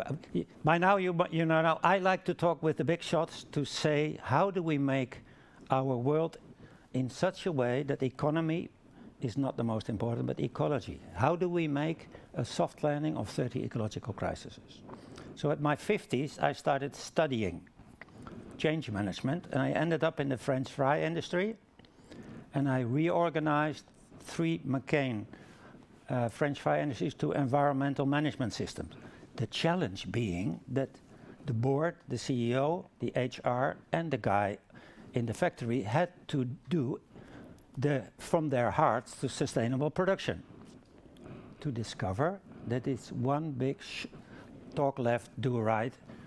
So after 25 years, I tried to get a top-down handle to make a soft landing of not only climate crisis, but also plastic soup, deforestation, drinking water problems, political unrest, etc. And then I decided once again, nobody does what I want, but I'm a rather stubborn Frisian guy, and my genes have helped me a lot. I'm going to start bottom up.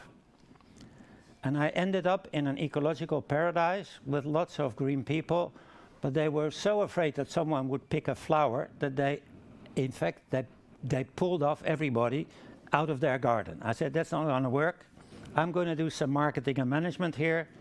And within 3 years, I had 400 volunteers rather than 40, and I started to export the ecological management system that we have. And now, I think now is that after 5 years, I got big prizes from the Ministry of Agriculture, from the province. And our expert product is the 5 things I mentioned: social, ecological, economical, and recreational benefits if you put your hands out and make something nice. But there's another one. How many pages of law do we have in the Netherlands? 3,000 years ago, we had 10 rules of Moses. Don't swear, don't kill, don't cheat, and the rest was arranged. Now we have, take or leave, 10 million pages of rules, from environment, from Arbo, from taxes, from fire brigades, and nobody is able to oversee those things. And you know what I found out as an ecologist? I looked for the number of times you find the word fun. What's life about? Is to make it nice for everybody. And in those 10 million pages, the word fun occurs 0. It's all about distrust.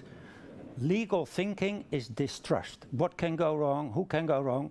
The entire government is focusing on the 5% bastards and criminals, and we put the 95% good-willing people off.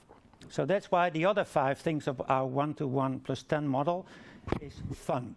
Fun for everybody that joins with us, fun for us, fun for the society, fun for nature, and fun according to a system that can last for 100,000 years rather than that. That's what I'm doing. And by now I have 2,000 volunteers in the region, 25 different kinds of projects, from flower meadows, orchards, vegetable gardens. We grow our own food.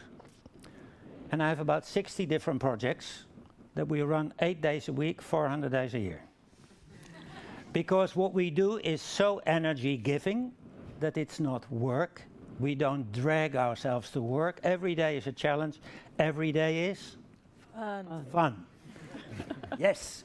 And one of the things I like, because we do that 7 days a week, 8 days a week, because nobody has an excuse that you can only work on Monday, on Tuesday, on Wednesday, or Thursday. Everybody can work 16 hours a day. But then you have the other problem, the thematic problem, that some people like to use tools. They are technicians. Some people like to do little things. Some people like to use their energy. So we do 25 different kinds of work. Heavy work, low work, photographing, boarding, etc. And why I like this climate week and why... Oh yeah, and one of our projects is picked up on a national scale. It's called the Meerbomen.now, which translates as more trees.now. We pick up disastrous forest areas. We upgrade them recreationally, culture-historically, and recreationally. And as an extra benefit, and you lose your weight, and you have energy, and you don't have rheumatism and allergies, etc. So that's another 10. But as an additional bonus, Holland is not a very forested area. We have only 400, 500,000 areas of parks and forests. If you find 1 seedling per square meter, you can pick up 4-5 billion seedlings every year. And they will die because of the motor mower of the company that's rented, or they will die because of light. And what we do, we pull out the nice ones, and then you have 200 species, 1 million trees. Our hands are free because we use people that are concerned about climate, no cost, no money, and the trees are free from Mother Nature. That means we have an all-win system. The magic word that I use is gratis. And everybody falls for that. Now, and that project is now, if you say that you can order trees for free, within 3 days, 1 million people, 1 million trees are ordered.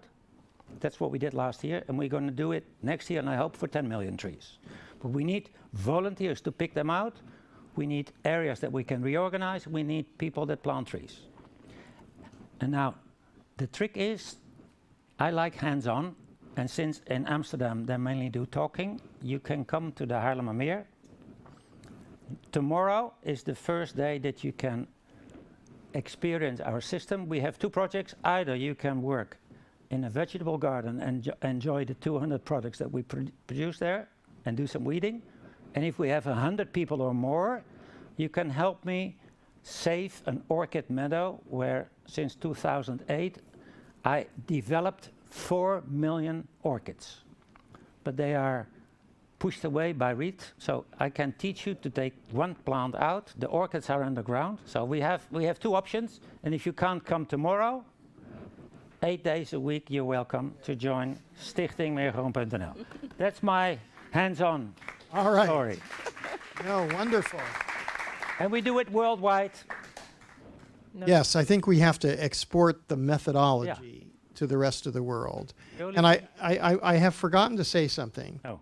I should say that if you're listening to this anywhere in the world, you join 144,000 people who listened to the first panel discussion. And if you use the hashtag Amsterdam Climate Week, I believe, and another one is hashtag ACW 2022. So, hi everybody out there in cyberspace. Welcome to Amsterdam Climate Week. It's a guerrilla action, and we're really excited to be part of it. And now, we're going to go to Adélaïde. Tell us, Adélaïde, what should we do? Oh, it's so easy. I wish. Well, honestly, I'm trying to figure out this question since I became an activist like 3-4 years ago.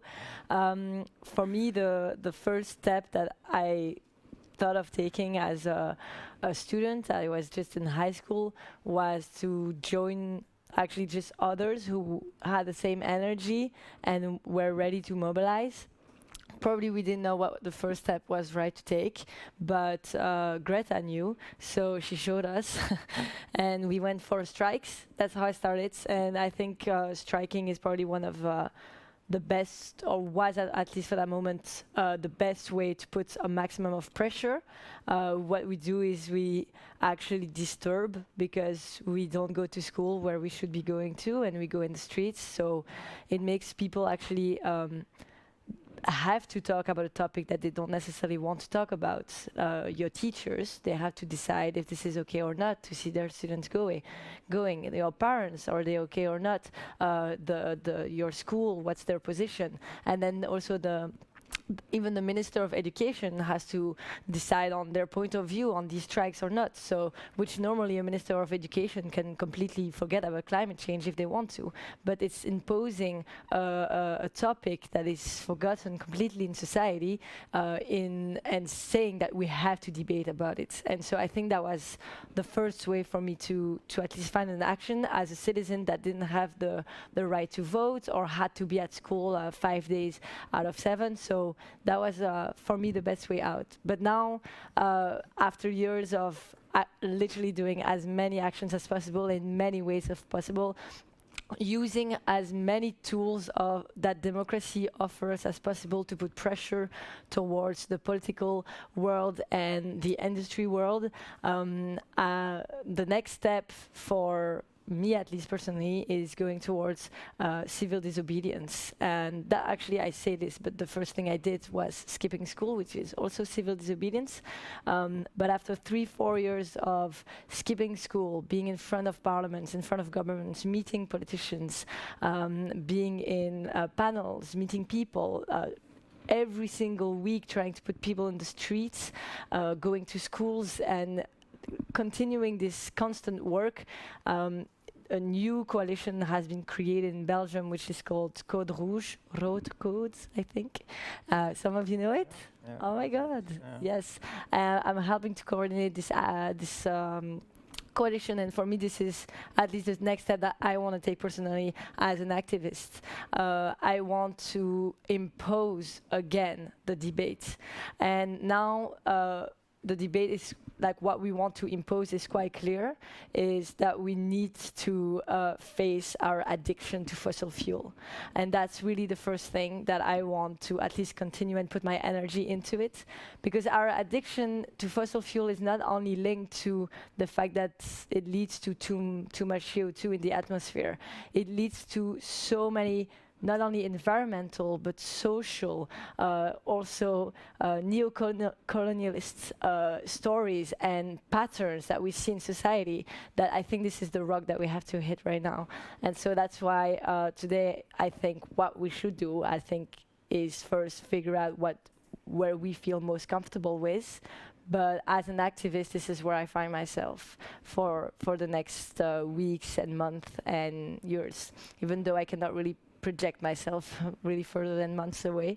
But I think as individuals, the best way to figure out what we can do when we're facing this huge gap between what facts are telling us, what things are happening across the world, and what we are actually doing in our daily life, which is completely ignoring the fact that this is existing, that we are in a crisis. I think the best way to solve this gap is to ask ourselves, okay, what can I offer as an individual to try to close this gap, to try to build a bridge? And I think for that, we will never answer the same way that question. We will not have all the same answer, because the best way to do it is to find what we love doing most, is to find, I don't know, our talents, and then using that to put it and helping to contribute to the change that we need to make.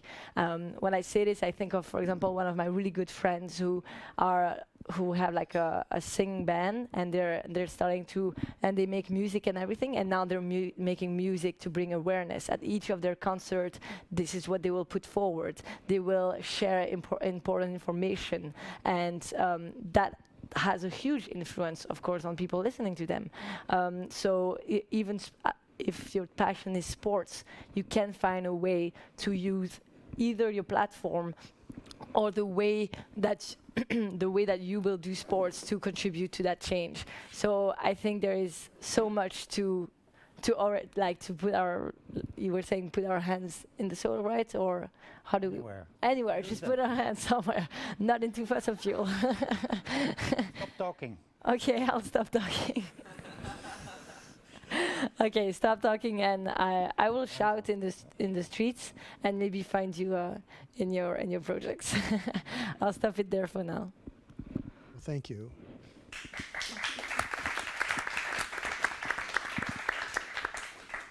Rick, what should we do? So wonderful to hear so many people are watching and hear my mistake. It's really, I haven't used those words in years, but anyway, here we go.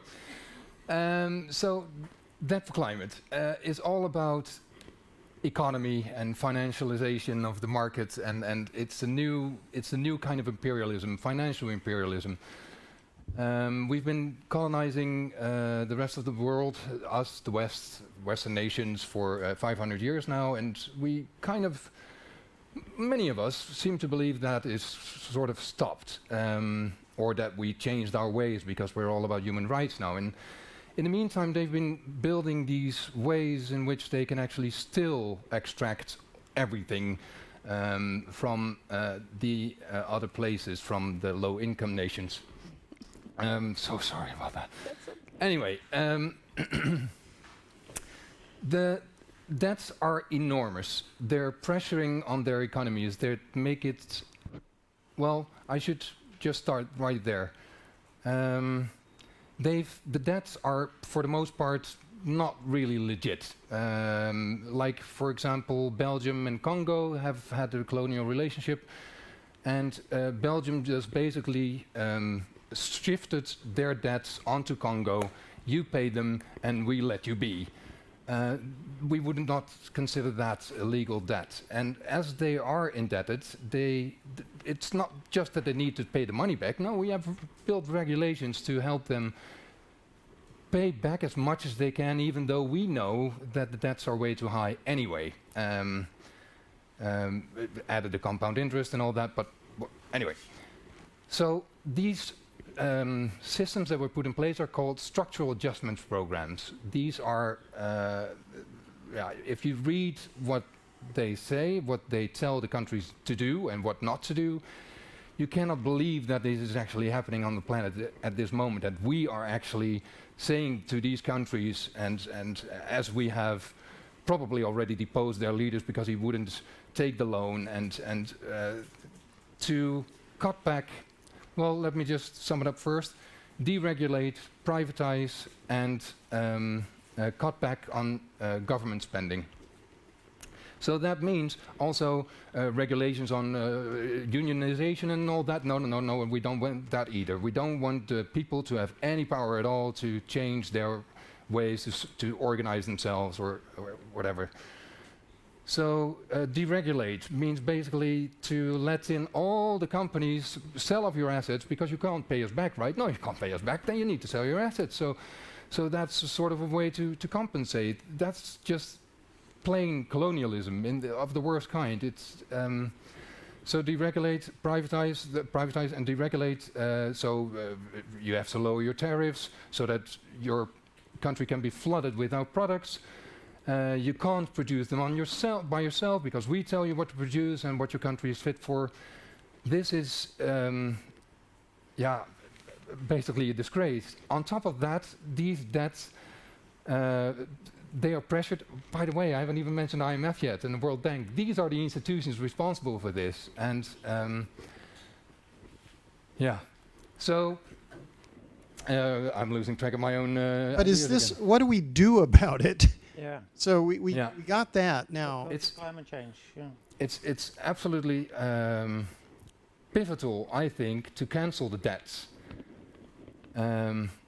We think it's a moral issue. We pretend that you need to pay back the loans, but if you know that these loans are not legit, we cannot possibly continue to demand such things. And that's why it's such a good thing that this campaign is led by the Global South. Actually, it makes sense that it's led by the Global South because not many people in the Global North are aware of this, nor would there be much people thinking, yeah, that seems reasonable. But maybe there are though, and I think when we know the basics that we will soon start thinking that it is the most commonsensical thing to do. So to cancel the debts, that's basically it. So that we take away the savings of the Global North so that we enable them to control their economies the way they want, to enable them to not be pressured by the IMF, World Bank, BlackRock, which is also a lovely, lovely company, to dig for oil and let in all those Western companies to take the resources away again. And was that sarcasm? Because yeah, I can be a bit sarcastic every now and then. Yeah. So we're gonna do something here where we open up for the audience to have. Does anybody have anything to say about these issues? And in the back is a microphone, which is coming to Grant. Hello, test. No? Yep, you're on. Okay, hi, Grant Holton from Sustainavistas. So 3 years ago, like Adélaïde, I also transitioned out of the business world. Actually, did a course in Cambridge on business sustainability, CSIL. Fantastic course. Opened my eyes to a lot of the atrocities and also how big business really needs to change and how we want the system change. I have two real questions. One, so I started an organization with all my alumni. We've got about 400 or 500 Cambridge trained business sustainability professionals across the world. And we also are hosting a panel on Wednesday, which will be a small pitch, so we can meet there to talk about tech for good, and also activists across Africa. And that's what we do. But and I think what I really enjoy about this Climate Week, but also what Rick is saying in asking, is we also did a Debt for Nature panel at the World at the Skoll Forum in 2 years ago. At part of it was one of the first conferences that actually went ahead as a hybrid, when they just opened it up free because they couldn't get any money, because Skoll is a really exclusive Oxford-led and Silicon Valley and all the wealthy donors go there. And we did a Debt for Nature hackathon for 3 days as part of Skoll. And I think the big challenge is there are some really good cases of where Debt for Nature has been forgiven. And it's actually someone I'm actually going to be working with in the future is a guy called Chris Long, who actually did sports aid a few years just after Band Aid and World Aid with Bono, not with Bono, with Bob Geldof. In the 80s with Ethiopia and Somalia. So there are examples of, and he saved about 100 million across Africa and Somalia and Ethiopia, Debt for Nature. But I think the big issue is it's got to be done at COP, it's got to be done with big governments and banks. The Global South, a lot of the debt is never going to be paid. The West and the wealthy banks and the governments, they know that they're never going to get this money. So you're right, the IMF and the World Bank, but they just got it all on balance sheets. But we need to change the model. And we need to actually get people realize, because they've done it in Mauritius and the Seychelles and in Costa Rica and some really great countries where they've done some really cool things with Debt for Nature. But I applaud it. But I think John's question is a really good one. Maybe we can start looking at this week. How do we actually make it happen? Maybe just get 10 million or 5 million forgiven. How do we do it? May I hook on? Yeah. No, just real. Yeah. Barbados, the new prime minister, is taking on that challenge, because if you look at what happened in the Caribbean, extreme weather event, Hurricane Andrew devastated Jamaica, which then left, because that's how we knew I'm from Jamaica, we were talking about it earlier, and it left a tremendous amount of damage, which put our country in debt. Barbados experienced similar issues.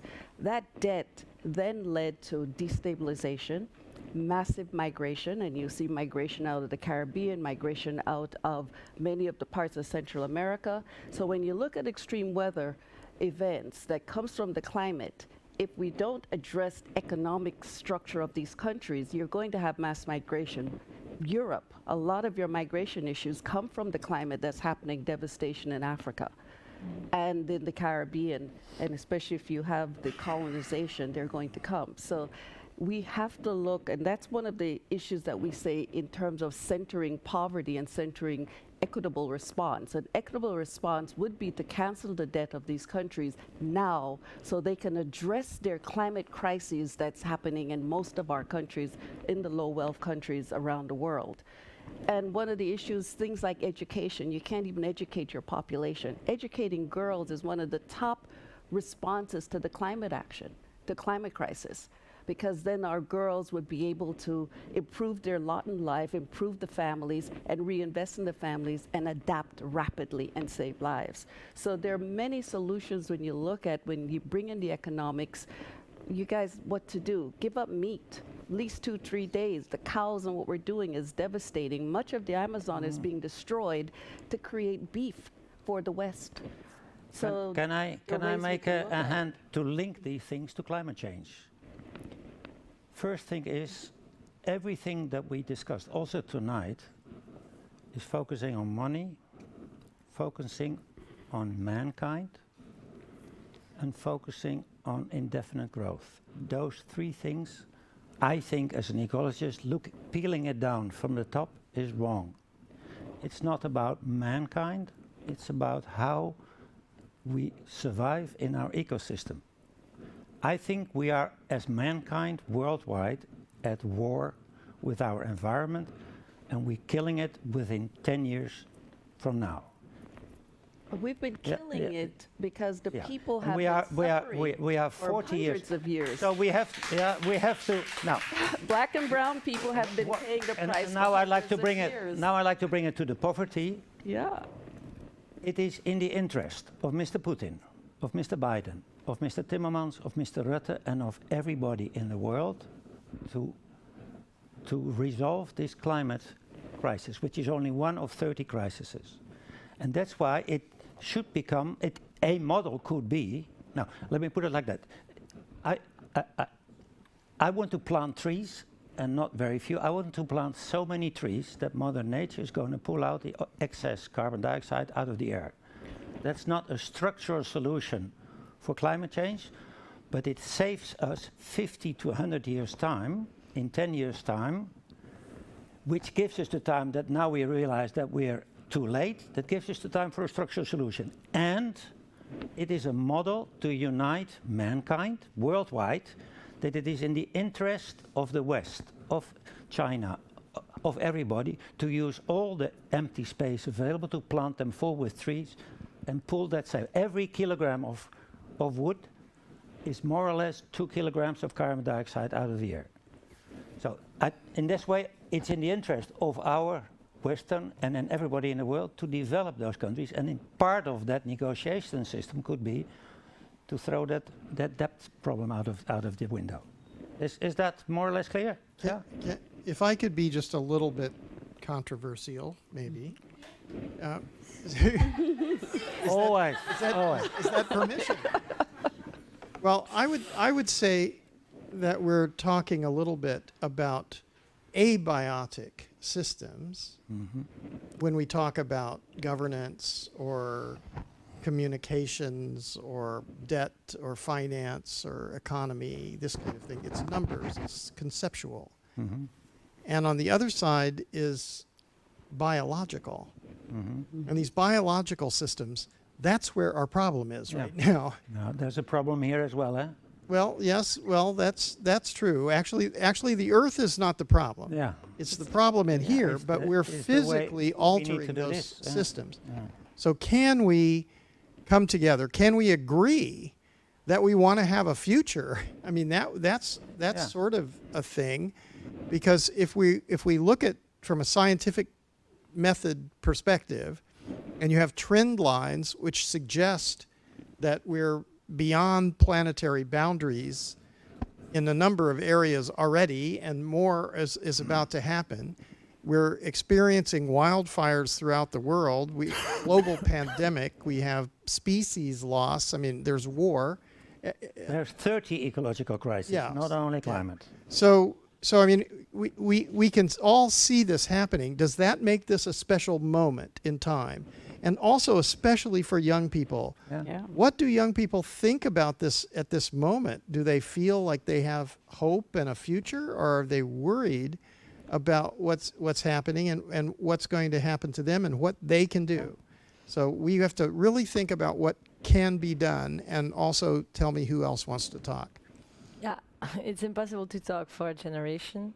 What I can see and hear, and what studies show, is that my generation, compared to others, is facing eco-anxiety that has never been seen beforehand. Eco-anxiety, you start to have it when you see this, again, like I was talking about, this huge gap between what scientists are saying, what's happening across the world, and what we are actually doing in our daily life, what politics are putting in place, what industries are doing right now. So that's the thing that my generation is facing, and we're going to have to handle that, because that's mental health. But if I can just maybe make a point, for me, at least personally, it's what I've realized throughout my activism is that we're not only facing a climate crisis, and it's not only about climate.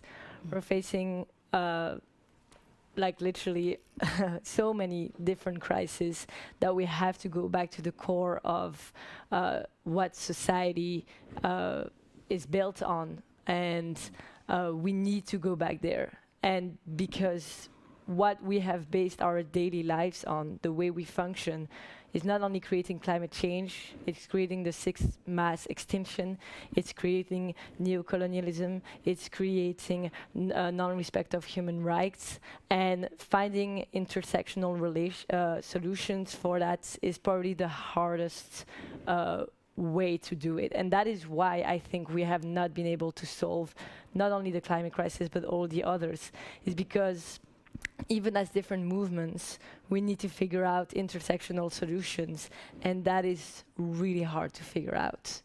I mean, it would be amazing to plant trees everywhere, but my what I'm so scared of right now is my indigenous friends from indigenous communities in Brazil who are suffering daily because their lands are being taken.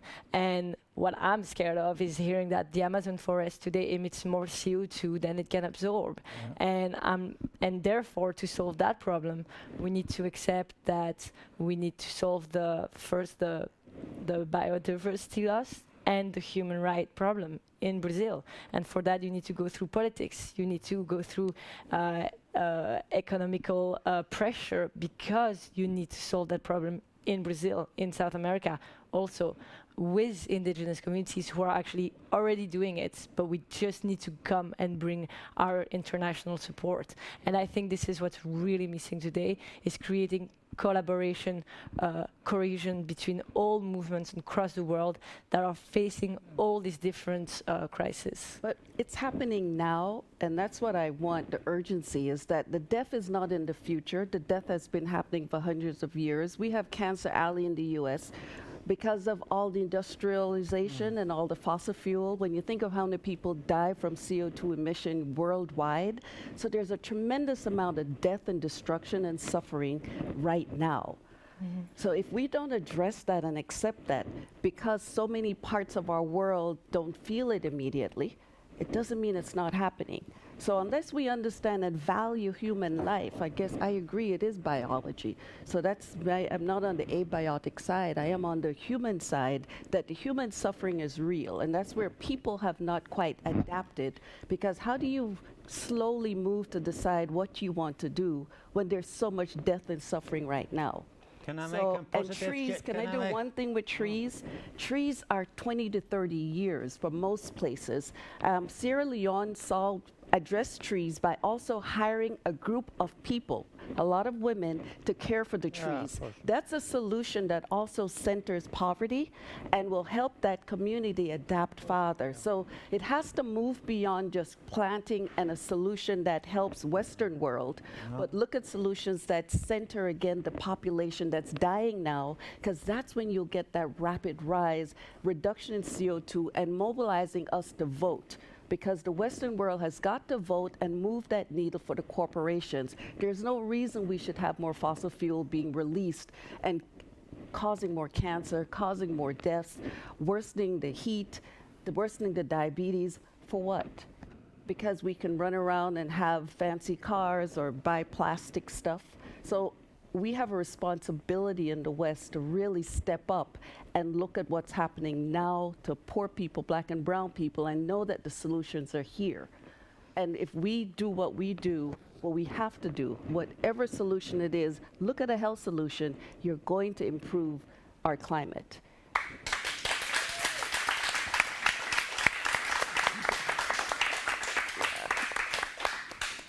Frank, you had something? Yes, many things. So I think I'm a pitch black pessimist about 90% of mankind who's only going for their own interest and for football and a bar. But I'm still even more an optimist that I think if we get the other 5 or 10% along, the people that are thinking, we can change the entire system. Also, I'm not in favor of democracy, because if 90% of the people is just self-interest, what do you get for politicians? You get Trumps, you get Bolsonaros, and you get other right and extremists. But we have a beautiful system in our democracy, and that's called the oorlogsrecht, war right. I wrote a book, perhaps it's worthwhile, which is also called Code Red. At the moment, we realize as mankind worldwide that we are at war with our environment. Our democratic system, which is rotten because of self-centered, anthropocentric thinking, has a solution that we temporarily suspend that endless bureaucracy, and then we can say, sorry guys, it's not so nice, but we have to go for it. And then it becomes in the interest of the entire world to solve that problem. And that is possible. I give you 3 examples. First example, climate crisis, now the credit crisis. When politicians that understand the importance of banks realize that banks worldwide were falling apart, in 1 month's time they raised $3,000 billion to save the banks. If we're afraid to get a cold from Corona, we're dead shit. We can shut down the entire world. And then the third thing is it took 70 years, but if we realize that smoking gives cancer, we can put the tobacco factories where they belong. Now, the only thing we need to do next is have a handling perspective, how we work wide in the interest of mankind for the next 100,000 years in our ecosystem. And we need to realize that we are at war. At the moment that is happening, we can switch in no time, and then I think all the noses go in the same direction, because war is also is always uniting people, but we just need to become aware and that is going very rapidly nowadays. So I want to have a model ready for uniting mankind to make a soft landing of 30 ecological crises at the moment that people are willing to take the steps and temporarily suspend more people, more flying, more cars, more houses. Has this moment come? Have you got your hand up? Can I please respond to that? Yeah. Because I really don't agree. Oh. I am way more optimistic about humankind. Oh. And I believe that the system we've created is creating the Bolsonaros and the Trumps. And actually, Bolsonaro wasn't elected as much as he was put there. Mm-hmm. So that's actually what I wanted to straighten out. Okay. So I am in favor of democracy. And that is what's lacking at the moment. Yeah. Democracy is lacking. Democracy is not functioning. We've been talking about democracy for 2,500 years, but it's still the same in 2,500 years. Was not a democracy either. And we are not living a democracy now. So it would be totally in favor of democracy, of actually being way more in control, that communities are way more in control, that it's decentralized. And war, I don't understand the war rhetoric. Why? Why should we at war with nature? Think about flooding, think about fire, think about biodiversity collapse, think about droughts, think about hurricanes. I'm confused why we would call that war. Our ecosystem is collapsing because we are too much of a weight. The ecosystem cannot buffer what 8 billion people are doing. No more fish, no more wood, no more drinking water, no more. This is the war we are waging. Here I want to. It's not what 8 billion people are doing. Thank you. It's what the North, the global North, is doing. No. So I just want to jump in and give you kind of like two ways of thinking. I've been focusing on, humanity. As you said, we are raging war, but not just now. In the past existence, in the last 50,000 years. So we are killing each other. We are tribal. We are killing each other because we think that there is somebody else who wants to get this from us. And we have these nation states around the world, which are also tribalism. It's a glorified tribalism built on ideologies. And at the same time, we have this human factor, which is called greed. Greed is like, greed is when you accumulate more wealth, you're distancing yourself from society, but also from your capacity to relate to human emotions. Even you cannot recognize emotions on other people's faces anymore. So your synapses in your brain are changed. Basically, your perception of reality is different. So when people who are running governments or IMF or all these people, they are not as human as you are and as I am. They don't have the compassion, the care, the empathy that we have for each other. So I just want to ask all of you, what do you think about the human condition which has led this world in the last 50,000 years to this point when we are destroying not just us, each other in wars and different conflicts, and Wall Street is doing war, economics is also warfare. So when we can start to observe this, realize this, and move away from it, So how do you see that the world sees what we've been doing and start to move away from this?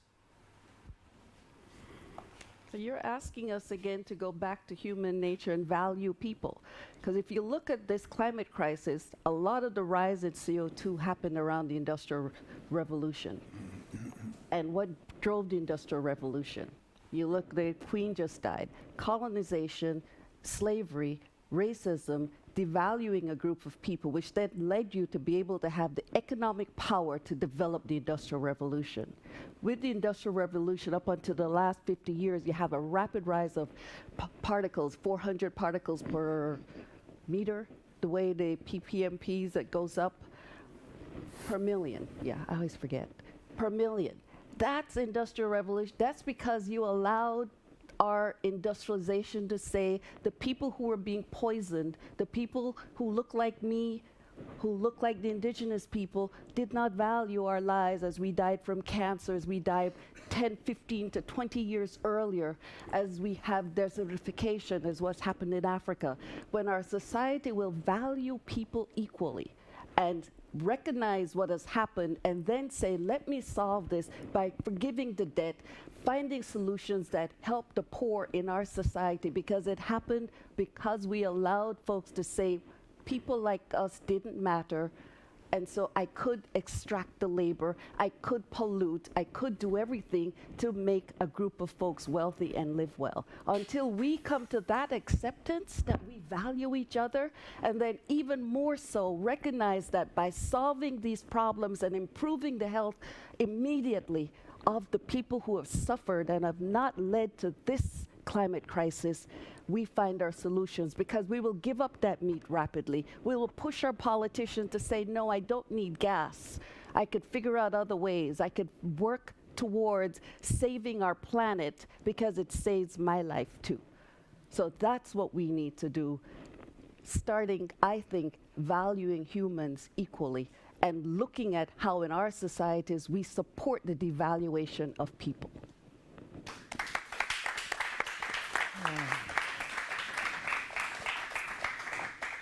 I can partly agree with you, but still it's a very anthropocentric view.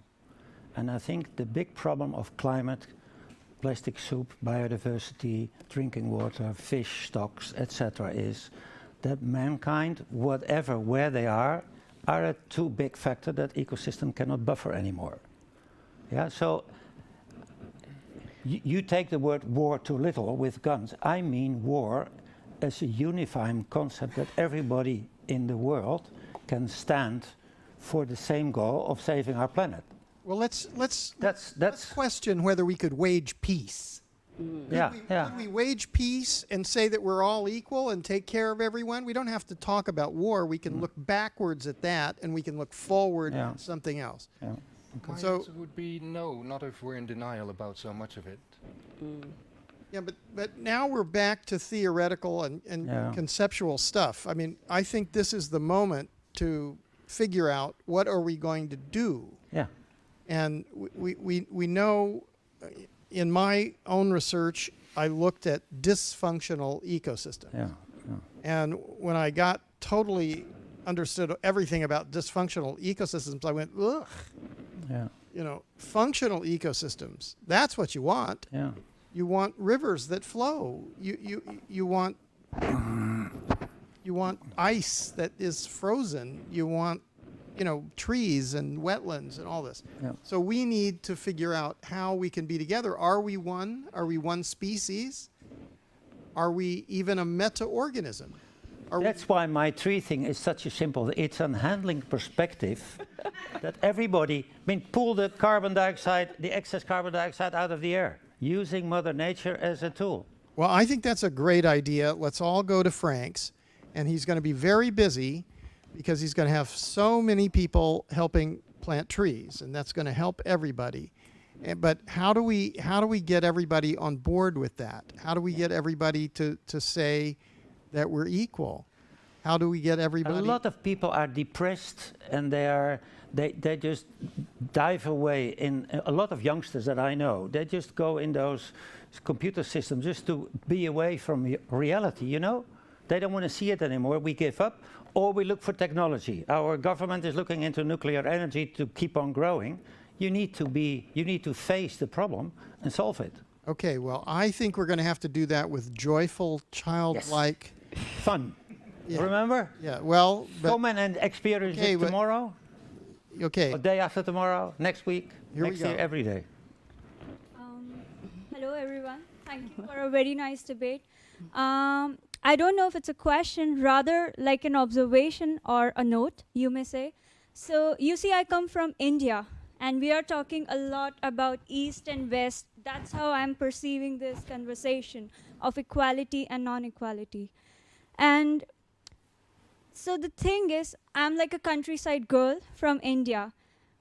Very basically, I have grown up to live a very sustainable, very healthy, very easygoing life, which accounts for planting trees on my garden, using natural medicines, low climate impact, activism, no debt, all of these things, right? I came here to study sustainability. See the irony. Yeah.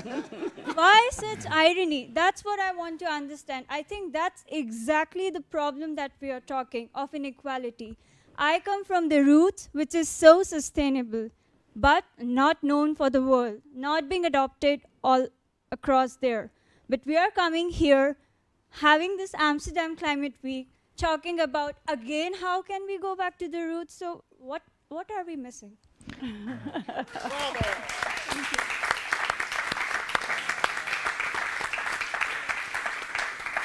People, this is your chance. And by the way, can you prepare Higher Heights from Mishka as the song to lead us out at the end?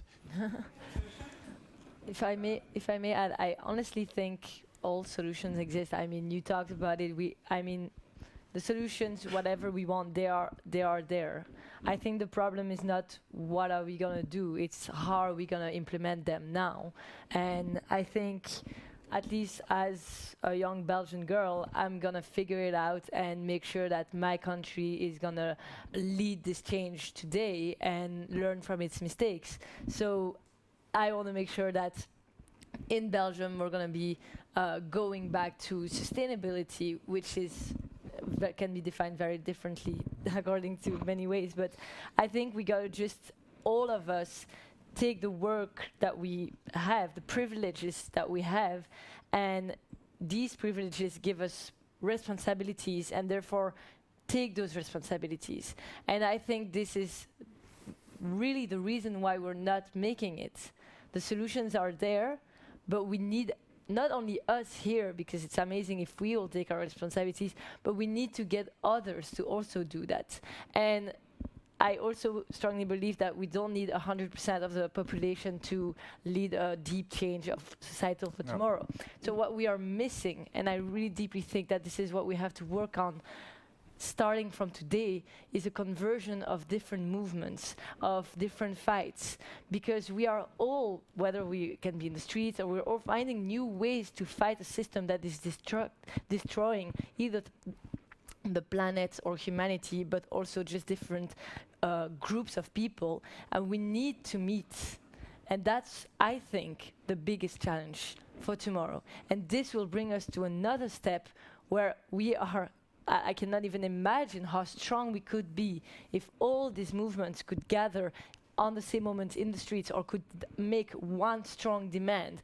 I think people will be scared, and we will be able to have a real revolution that makes real change.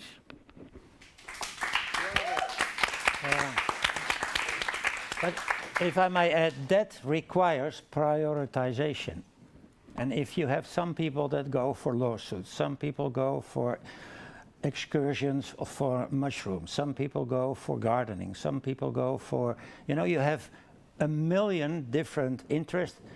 And the snag behind it is that most people, they follow a good goal, but in fact behind it is that they want to earn a living for that. And once you want to learn a living for it, 90 to 95% of your energy goes in how do you get your subsidies to pay your people. That's why my magic word is gratis.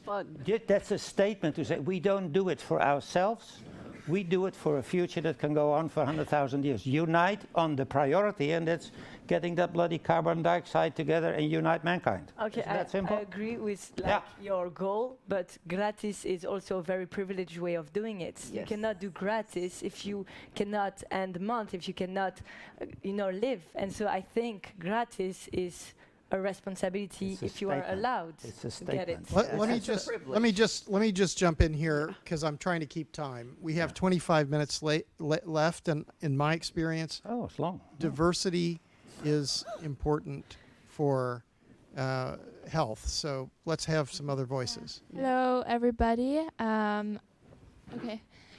Hello. So very nice to be here. I am originally from Switzerland, Zurich. I grew up there, and as you know, it's one of the most expensive places in the world. So I come from a very, very privileged family place, and I wasn't really in the, let's say, sustainability mindset until I came to the Netherlands, because I knew that there's something that I can do to change at least something to some extent. I didn't know yet what, and I started to study global change and project management. And there I met so many inspiring people, and I learned about what it means to actually feel connected and feel in community. And I think we need to connect with ourselves and the love we carry for ourselves and for the world, and to relate to each other and to develop together as one, as community. And I really, my parents are both doctors, so I was never really brought up with kind of a spiritual perspective. But when I looked into more philosophical and spiritual practices, I really realized that we are much more than just a piece of flesh or something, and the whole world, the whole nature is more than that. It carries this special energy, and when you sit in nature and you connect with the plants, or if you connect with a loved one, there is magic in that. And I think we have to just come back to the simplicity and the beauty of life, and that this can really be so much more enriching than consuming products or arguing about nonsense. But really, let's connect, let's learn about mindful communication and how we can solve the problems together. And especially for me as a young person, for us, eco-anxiety is really a big thing, and I struggle with it on a day-to-day basis. But I have so much hope, and I know that my heart and the heart of many of us is in the right place. So yeah, that's what I wanted to say.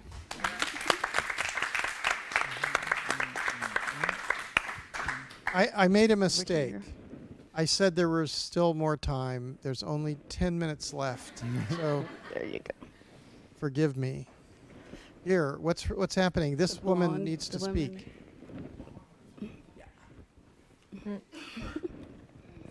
Thanks everyone so much for speaking and all your contributions. I want to add on your comment in a way, in a different way perhaps, because as you were observing East and West, I've also been observing human nature. We keep on dividing these things, but they're actually the same. So if we're talking about ecological problems, we're talking about cultural problems, we're talking about social problems. So planting trees and community action, they're the same thing. We're trying to solve the social problem and we're trying to plant the trees. These are not, shouldn't be divided anymore. But even more, if we're talking about diversity, we don't only have to restore biological diversity, we have to restore cultural diversity as well. When we talk about genocide, it wasn't just genocide of the flesh of the body, as you're speaking to, it was a genocide of culture as well. So then we come back to what you were sharing. What is it to be sustainable? Actually, yeah, we have long forgotten, and we have to return to acknowledge other cultures, to appreciate indigenous wisdom, indigenous cultures, different languages, different words, to return to a very basic understanding, which is that human is part of this world. So culture is part of this biological world that we're talking about. And this is, I think, where we have to restore our spiritual connection, is to remember who we are, and that indeed in that we are all one. Thank you.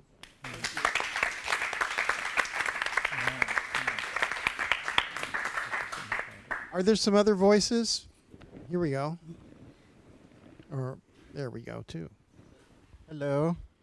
I'd like to actually express a little bit of frustration that I've been feeling as an everyday person with, I think, the environmental climate movement that is sort of metaphorically expressed by this panel.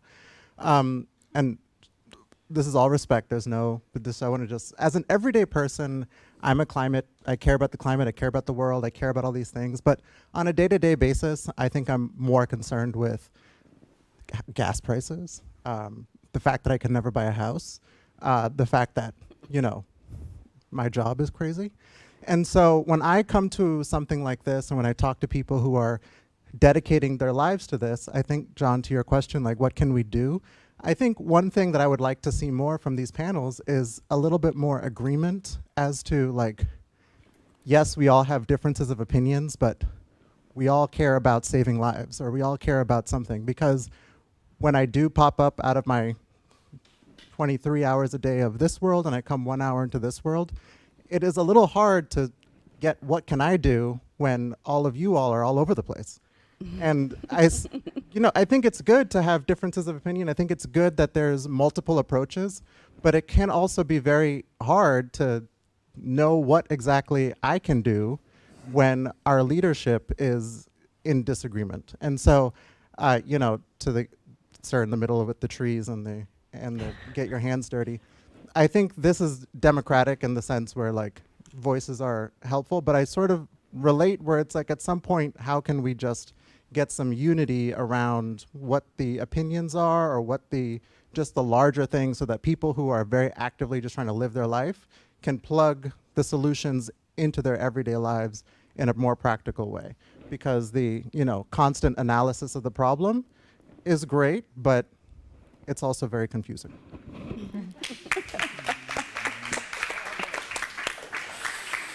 If I can quickly react, I love what you're saying, and I totally agree. I would love to talk to you to see what you could do and include that in your life. But I think the first step would see if you can spend more time in this world, or making one world out of your two worlds. I felt so bad when I still feel today, feeling constant paradox between sometimes what I'm learning at uni, or what's everything I see around society tells me to be doing, which is completely the opposite of what I'm trying to fight for and create. And so I think taking the time is something impossible in today's life, but it honestly it's worth it, and I think it's very important. Yeah. I can say for me, as I tell him, that's my son also, that I truly believe every climate solution is a health solution. And one of the big things you said was the messaging. We must coalesce around one message around the world: decrease fossil fuel. Fossil fuel use is killing us because it emits many, many particles, many, many greenhouse gases that is worsening our health. So if you're going to do anything, coalesce around the message: renewable energy, decrease fossil fuel use, decrease greenhouse gases in whichever way possible. As a society and individually, cut down on your red meat, walk more. That's all healthy. Use less paper, use less plastic, decrease your use, recycle, reuse, stop buying. That's all healthy. So look at your health, because this pollution is killing you. The heat is going to kill you. The extreme weather is killing you. It's causing eco-anxiety in the richer communities. It is not in the poorer communities I take care of. They're just dying from heat and pollution and diabetes and everything else. That's what's killing them because of what we've done to our environment. So coalesce around the message worldwide: stop the fossil fuel, decrease greenhouse gases. We got 20, 30 years to do it. And get healthy and save each other.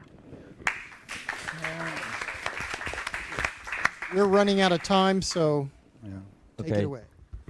Is this on? Okay. So I just want to thank every one of the speakers first for an amazing discussion.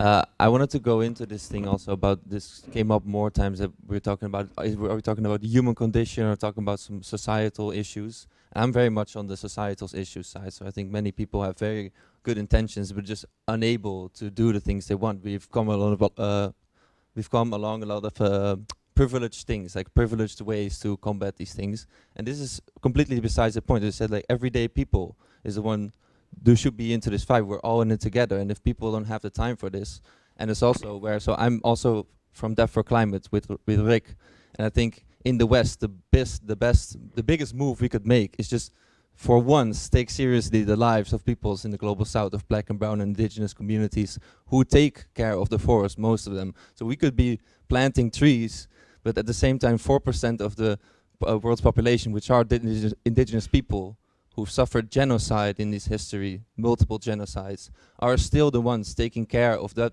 little piece of Mother Nature we have left. So I think just turning around the message, and indeed the messaging is the important thing. What we are taught in the news is just completely besides the point. We should be focusing on the real issues, and I think this is where climate activism comes in. So where our campaign is about is targeting the IMF, the World Bank, and the World Trade Organization, and how they are a big part of the crisis. Thank you so much. Well, everybody, I guess we've come to the end of our time, but this is not just 1 week. This is many weeks and continuously, so we're not going to be able to stop. Don't imagine that it's a sprint.